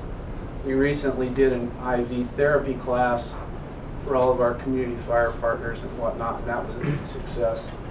So we've always got something cooking education-wise as well. So this is a class to help people get certified in EMTs? Yes. Okay. Yep. So somebody taking this class, they've already said, I want to be an EMT, and will you help me? Right. The point being, right now your only choice is to go to one of the community colleges down below. Sure. And again, we have a lot of people that would like to be EMTs because they're already members of the fire department or whatever. Sure. They have no desire to get more college credit, and they surely can't take 3 days a week to drive down to go to school. So if we can bring this program here. How many do you think you'll be training? We're planning on 20. So they'll walk out with a certification. Exactly. Yep. And that actually, it turns out, will also include the high school kids. We expect somewhere between 4 and 6 or maybe even 8 high school seniors will also partake in this. So that will be really fun for us and them. No age limit for an EMT so that they can be fully certified? Technically, the age limit is that you have to be 18 to sit for the exam. Okay. EMT class takes a semester, so if you're 17 or 17 and a half, by the time you're done and ready, you're 18. That said, technically you have 2 years. You could finish the class at 16 in 1 day, as long as you take the test when you're 18 in 1 day. Your training would still be recognized as current. I'm sorry, Steve, I did say it. Okay. I was just wondering, I read about that magnetic suspension thing. It's quite something. What brand of ambulance is that? It's a Fraser built, it's called. It's actually a company out of Houston. Oh, I'm sorry, it's a Dodge chassis. Okay. The ambulance is Fraser built out of Houston, and they were born of the oil industry, the first crash of the oil industry. they had these monitoring boxes that they used, and they thought, what could we do with them? The Fraser is uniquely suited for us because, unlike most ambulances, everything ambulance is run by an Onan generator. So all the chassis has to do is carry the ambulance box around. Again, it's ideal for us because we do a lot of standing around at a fire standby, wherever we might be. Well, the generator runs without putting hours on the chassis, so it works out really well for us. And also will then help us a lot with re-chassis and keeping the fleet more modern. The other thing I was mildly curious about, if you, let's say you had a low, very low ceiling, it was a no-fly, and you had a real critical patient transfer, you had to take them by bus, would the road crew let you through if you had license? Yes, they will. Oh, really? We just were asked not to take advantage of that, but Well, yes, I can they will. understand. Absolutely. Okay. Yep. So if you really needed it, you could get down there by the same amount of time. Yeah. Just because it's funny. There you go. That is not the newest truck, but that's what the newest truck looks like. So. All LED lights. We do have an improved grill guard that will accommodate a bike rack, because I didn't mention, but we also have a bike team for the parades and all that sort of stuff. Oh, yeah. Get in and out of the crowd on the bicycles and stuff works really well for us. We have all kinds of fun tricks up our sleeve. Questions at all? Appreciate the opportunity. It's been a while since I got to talk with you guys. Have you ever developed or had developed a plan to build like a station where we can garage some of these vehicles that we have sitting all over the place, rotting in the I do have elements? a couple of plans if somebody cared to see them. I actually do have. I am a board member that would be interested. Of course, there are other board members that may not be interested, but I think it would be. Yes, that would be very helpful in terms of great if we could do longevity. something like that. Absolutely. I'd like to see it. Definitely. Sure. So, yeah. And to his credit, Larry's already asked that question as well. Yeah. Any other questions? Good job. All right, thank you. Appreciate it. Everything you Really did. appreciate it. Alright. Okay. Let's see, next is the 2016 year-end financials. Larry. Okay. The financial reports in your packet. Are there any questions? No. You can leave it at that. It's okay. There's nobody here to really address any. I know. Questions. No question. Anyway. But anyway, I have questions, but yeah. For the month of December, it's all yellow in terms of your monitoring days, cash on hand, and accounts receivable. Operating margin of 3.9 and 9.7 for total margins that are phenomenal. I mean, it's all good news. Debt cover ratio is 2.86. It's okay. One thing you'll notice is this December was not nearly as good as last year's December, which was strangely good and really bumped up the numbers last year. Yeah. That's why you can see the margins in November dropped off drastically into December. It's not like As I remember last December, there was a big payment or something that came in. It was just a really busy month. And I think they did make some some adjustments to audit, but it was a positive $1 million last December. You think that was a fluke? Yeah, it was unusually busy, and there were some accounting entries that I think that could have been done earlier in the year that would have made it More. better. So. Okay.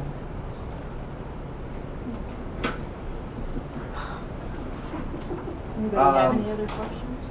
Any questions about that page? I think what's significant here, more significant for me, is to look at the year-end actual. This is your fiscal year. This is calendar year 2016, and to look at the difference in terms of total revenues between actual and the prior year at 66 million, and this year we ended up at 75, and actually did better than budget in terms of gross revenues. Going down to total operating revenues, That tends to be more of an indicator of the cash in the bank, because the difference between gross and operating revenue is the deductions, contractual adjustments, bad debt, all of that good stuff. But total operating revenues of 42.5 mil, as opposed to the prior year we were sitting at 39 million, and just really close to budget for the year as well. Going down to operating expenses. Total operating expenses at 40 million, which the prior year was at 37. So our operating expenses for 2016 were higher, but they were still a little under budget in terms of projected expenses for the year. And that gives you an operating income. That's the difference between the cash we receive and the checks we write, and from operations at 1.6 million. You were sitting $1 million higher than that last year. 2015 was an excellent year. It's still better than budget. The additional revenues are non-operating, so that's in this case it's tax revenues and some other non-operating revenues. But you get you to a net bottom line of 4.1 million. 4.2 was the budget, so it's real close. 4.2 was last year. Yeah. It was just a hair below last year. 3.0 And 2.9 was the budget. So we beat the revenue projections. We kept our operating expense. I wasn't here. You kept your operating expenses down and produced a 9.7 in terms of net income for the year, which is, to me, absolutely amazing. I come from a very lean, very poor organization that struggled to produce anything from operations. But this is amazing. Okay. Brian, Yeah. when did we refinance the bonds, and when does that savings kick in? Did we did that earlier this year or late this year? It was in the first half of 16, so it would have been a slight benefit to 16, but it'll be a bigger benefit in 17. Okay, that was my question. I think one thing you'll want to look at on these financials is looking back at the last year.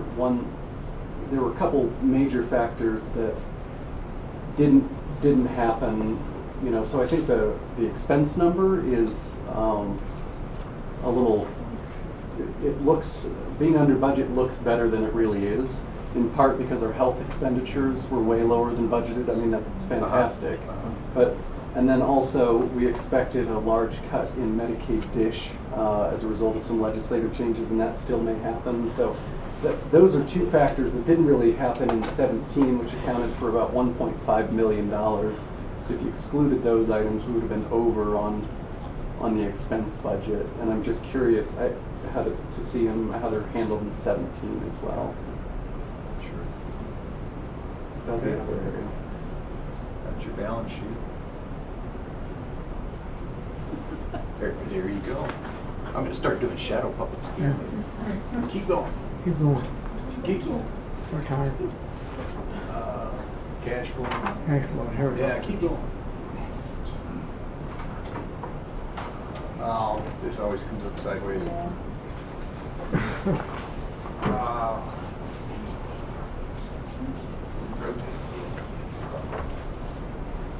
That clock. Come on, The you other want it clock upside went. down? The answer is yes, I can. You want it right? There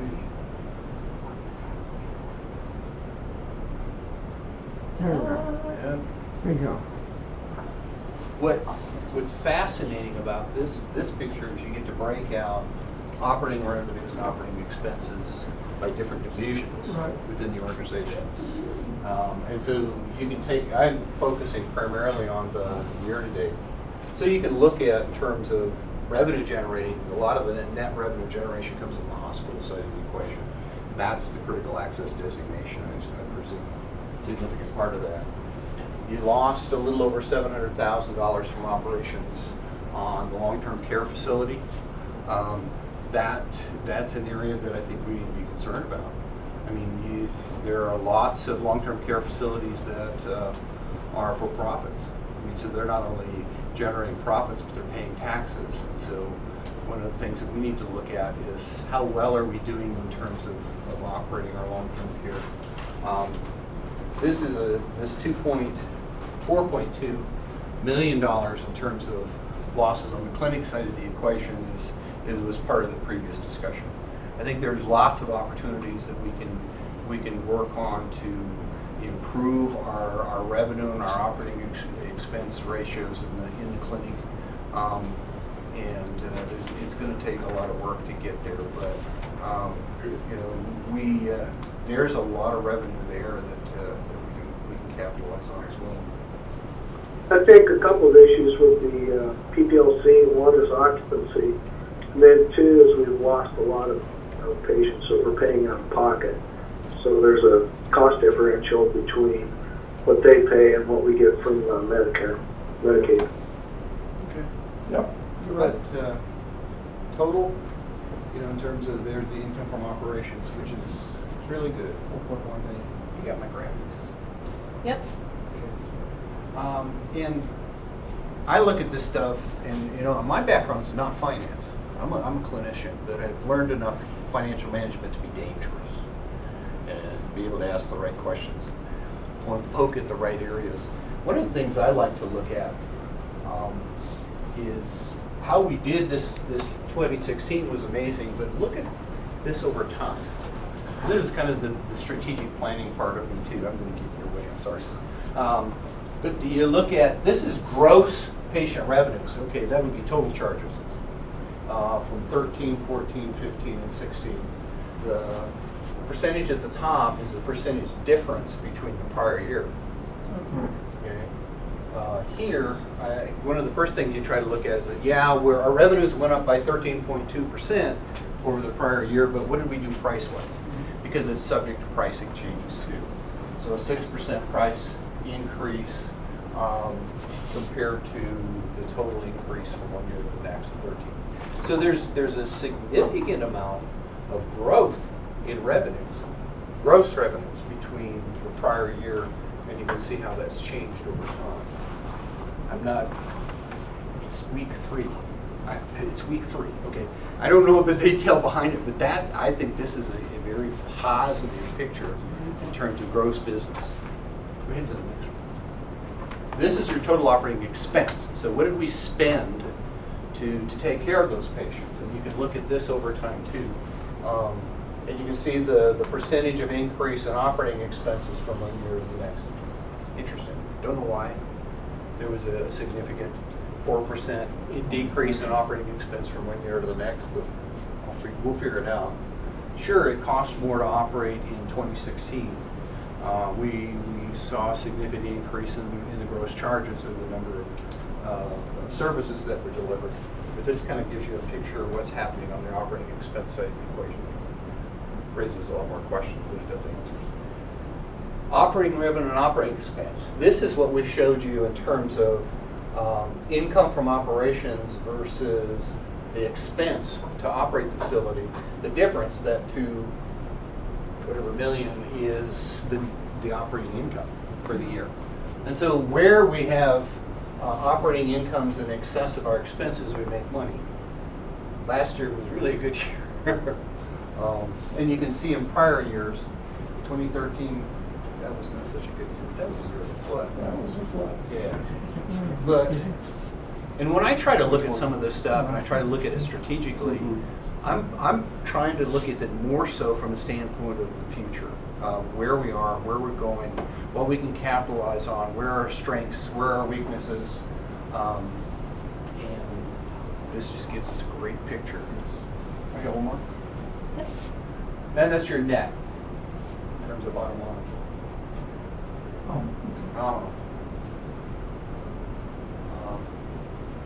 This is the difference between, this one is down a little bit,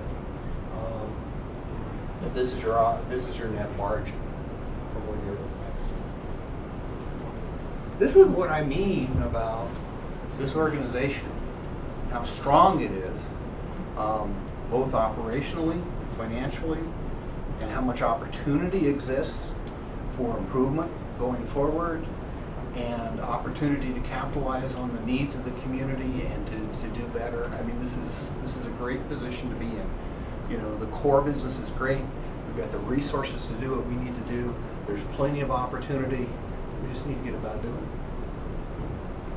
it. I think the one thing I would add to your analysis is, I think an important thing to note is that almost $400,000 of this year's bottom line was related to a capital donation from the foundation, which is significantly different than the previous year. So if you excluded that, we would be down about 10 to 11% in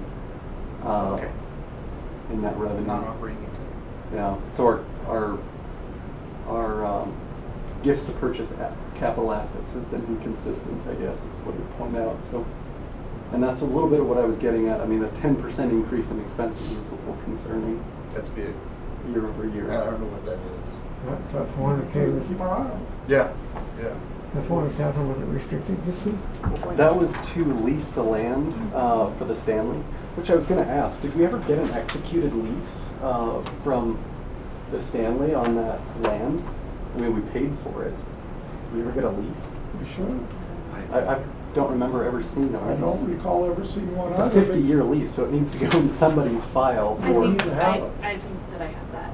Do you have it? I believe so. I mean, It was executed. it's an enormous file, but my memory serves me that yes, we have it. Can you just confirm that, I guess? It's a 50-year lease, yeah. Well, for a $400,000 price tag, you know, we should have it confirmed, right? Right. I mean, if we don't have it, it's way overdue, isn't it? Right. Yeah. It was for $1 though, right? Huh? It was $1. No, it's. I mean, it's Wow. It's $1 a year every year, Okay. but then it's almost $400,000 for the first year. One of my concerns is that if we spend a couple years before we build the facility, I'm a little concerned as to what the owner of that land might do with the property.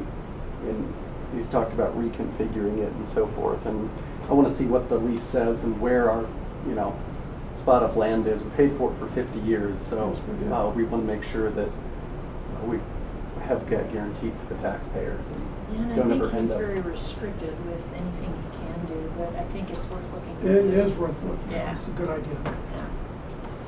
So if we only paid $1 for it, where'd the other $399.99 go to? I don't know.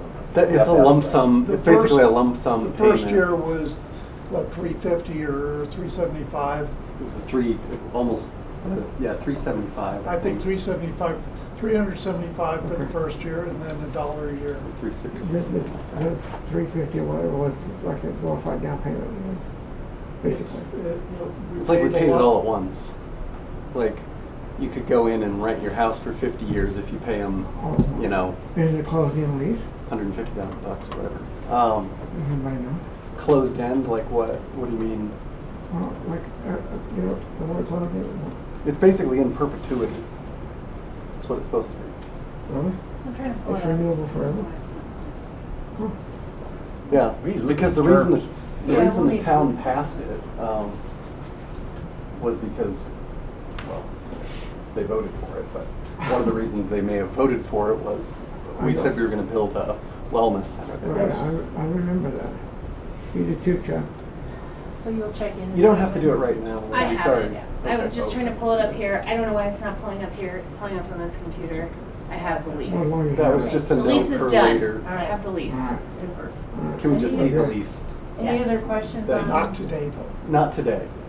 Any other Later. questions on financials? No. Okay, and you'll get back with us on some more. One other thing is putting a halt to that.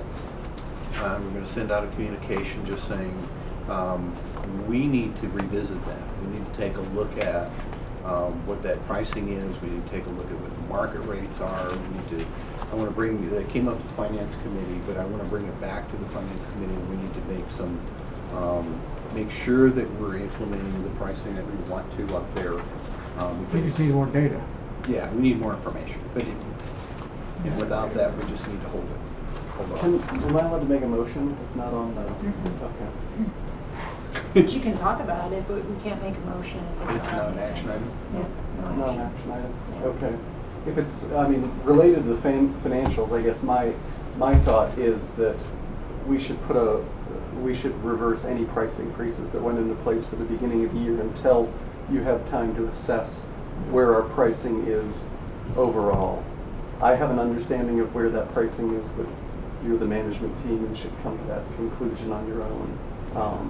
But as a representative of the public, we certainly get concerns. I get concerns from the public over the level of our pricing. When I've heard that, but I have no concept of where our pricing Your input is. would be very helpful. But we can get that. We need to do a charge master analysis. We need to look at a pricing analysis. Basically, look at where your prices are at, where the market is at. Strategically, where do you want to be in your pricing of your services? Competitively, you need to determine where you need to be. Yeah, if you just continually put in percentage increases, you may be way out of market, high or low. And we just need some analysis around it. In my view, that's not, that's an operational deal. We'll do that. We don't need to make a motion. Well, That's something that he can do. I mean, there is an operation to it, but I think where it fits with us is a strategic conversation over where do we want to be as an organization. Oh, I'd love as to far do as this. Pricing totally strategy. agree with And you. that's what I'm trying to get back to, is a suggestion that maybe we can get back to, I don't know if it's next month or when we can do it, but hopefully soon, on a strategic conversation with this whole board where you can have data, we can all look at data and say, here's where we are in relation to our market. Is this where we want to be? But halting any price increase is something he can do. Exactly. You don't need to do that with the motion from this board. Okay. Yeah. And then if you want something put on the agenda for next month, just let me know. We'll get it on. Okay. Yeah, I would like the pricing on the agenda so I can email that. Yep. However, I have no concept where we are price-wise yet. Can you just make a We'll note find of out. that to put the Help us pricing respond to the on? public too. I Okay. hear that all the time. You do too. yeah. Constantly hear that from the public. The council here, we need a story on here's where we've chosen to be as opposed to where we've been the last 2 years is let's just do a 6% price increase. Because we get paid more. Like what we do, yeah. Everything's become a lot more price competitive. As people see larger and larger deductibles, the more that's coming out of your own pocket, people shop. Yeah. You bet they do. We'll get it. It's only a week. All Just right. trying to be a hint. Anything else on finance before we move on? We need to do the motion that the board authorizes Larry. Yeah, that's. Okay, I thought you were moving on to the next one, sorry. Okay. So go ahead. We need a motion to authorize Larry. As it's basically removing Mark Gregson, adding Larry as the signer on the Bank of Colorado account. And we just need a motion in our minutes to give to the bank to kind of close the gap. Motion, second. Okay, we have a motion and a second to put Larry on, take Mark off of Bank of Colorado. All those in favor say aye. Aye. Any opposed? Okay. Let's see, unfinished business. We have the code of conduct that we talked about back in, I don't know, it was October, I guess, that's still in draft form. We may want to hold that for a little bit as we go through mediation and just see what we want to do with that, if Good idea. everybody's okay with that. Okay. Just a comment, Diana, I think I gave Mark 5 other code of conducts. Was any of that information disseminated to anybody? He gave me, I think he gave me one. And I was just going to wait to see when we wanted to bring this up. So I have one. There was one really thick one. I don't know who it was from. He kept it, but he said it was more an internal code of conduct. And I don't know who the one is, who it's from that I have, but I can go back and take a look at that. I think I gave him 5, but the one really thick one was, one of them I gave him. I think one was a 1-pager and some of them were 3 to 10 pages. Yeah, I think what he passed along to me was probably a 3 or 5 pager, so. I saw But 2 of them. we can kind of wait on the mediation if you're okay with that, and then bring this back a little bit later. And in the meantime, when you're back, I'll show you which one he passed along. Okay, that'd be fine. All right. Let's see, board policies. Lindsay, you want to address that because you're the keeper of those. Yes, it is just regulation that all hospital policies, inclusive of board policies, are reviewed on an annual basis. And they're reviewed in an on-site keeper program that we have here. But they're also, your policies also need to be reviewed and approved at an official board meeting so that we have the minutes to show that they have been approved. They don't necessarily need to be changed, at least reviewed. So I emailed you out, there's 20-some policies, so it's up to you how you want to attack this, project and how we want to review projects or review policies and make sure that they get onto the agenda so that we have the coinciding minutes to go with that. So that all has to be done by, it already need to be done, or when is our year up? Or just any time in this calendar year? No, it needs to be done. It needs to be done in the next few months. The facility's goal for getting compliant on all policies is August. But everybody's moving along pretty quickly, so they need to be done. Soon. So can we take 5 or 6 in the next several meetings and do those? Is it possible for us to send the information to you if there's something we want to add or delete and just send it to you? You can do a strike through so that we can see that? Yep.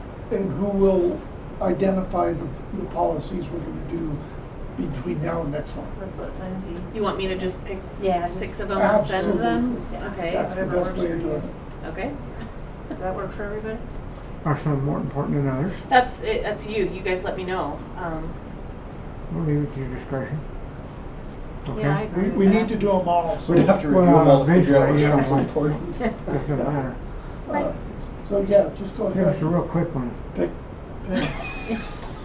Steve's gonna sign up for the easy Change ones. them all, you just have to review. Yeah, you don't have to change them all. You just have to review and say they're okay, No, and I then we'll understand, okay. put them on. That should be pretty easy. Okay. I do that right now. No. All right. Thank you. Let's see, OBGYN privilege request form, Dr. Florence. So this is the new OB-GYN core privilege document that I believe was submitted to you all. So I'm sure you've had a chance to review that. Yep. So that was came out of the HC Pro corporation, which writes these core privileges policies. It's like a Bible of this type of thing. And so Dr. K was able to go through that document and remove things that didn't pertain to our facility. And so the document you have is what we're submitting for that core privilege. For OB-GYN. I have a question on that one. Right now, of course, we just have, I think, just OBs that practice here, correct? Not a family practitioner / OB. Is that correct? Yes. Is there anything in this policy that would prevent a family practice / OB practitioner from practicing under this policy? Oh, okay. No, yeah. So we do have sorry, I forgot. We do have a family practice doctor that comes over and covers for Dr. K when he's gone, and she does deliver babies, and so she's also covered in this. That would be one of the things that pertain to our situation, our facility. Is that, am I summarizing that? I mean, her privileges are family practice, and then there's a section in there that gives her, she check marks the privileges for OB. So. Okay. So it's a different privilege form. That's in the her. family practice section. Okay, so there's another one if it's a family practice. So this is just for OB-GYN. Okay, because when I read through it, I didn't see anything about family practice OB, and I wanted to make sure we weren't voting for something that would exclude somebody from Yeah, this practice. is strictly for OB-GYN doctors. Okay. Any other questions? Yes. Is this a governance issue? I've never brought delineation of privilege forms to the board before.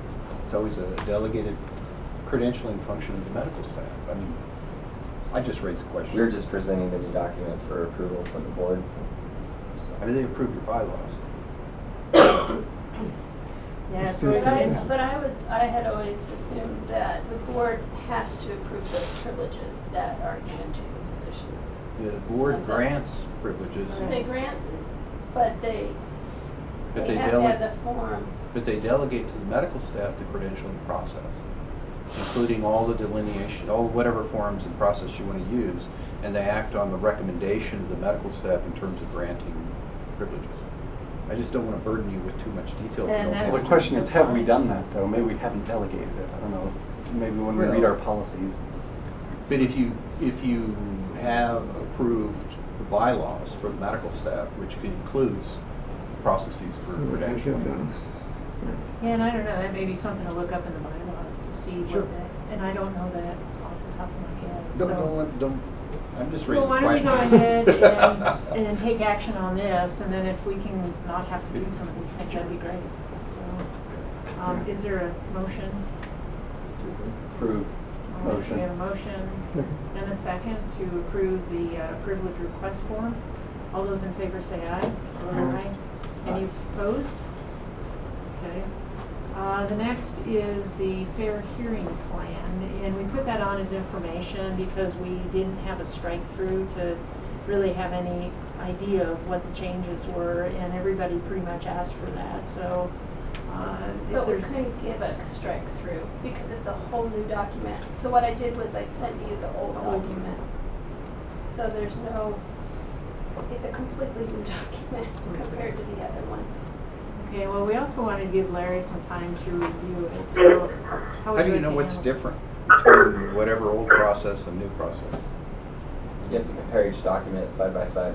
We need some sort of comparison the old so they one know is- what they're approving. Yeah, the old one is out of date and antiquated, so. Just kind of an executive summary. Yeah, Of the something. It changes. just says this is what's changing. Yeah, that would be I helpful. read through it and it's dense, you know. It's a lot to it. Oh, that's significant. So if you can, if somebody can do that for the board, so we can put it on for action next month, because it's really difficult, I think, for anybody to have to read the whole, you know, just to sit there and compare. So I think, Does this go back to Larry's former question regarding the previous document? Is this something that needs to be submitted to y'all? Is the fair hearing plan in the bylaws? Then the board approves the bylaws, they approve that. If yours, I glanced at your bylaws, so I haven't looked at them in detail. But typically, if the medical staff wants to make a change in their bylaws, then they approve a change in your bylaws, and then the board has to ratify the change. But they don't necessarily have to approve of every form and process. so yeah, if you can give us some guidance on that next time, this is Sure. more for information. There so. could be a blanket approval. Let's see, so every January, we have the next two action items, designate official posting locations. Lindsay? Yes, I put a document in the folder of our official posting locations.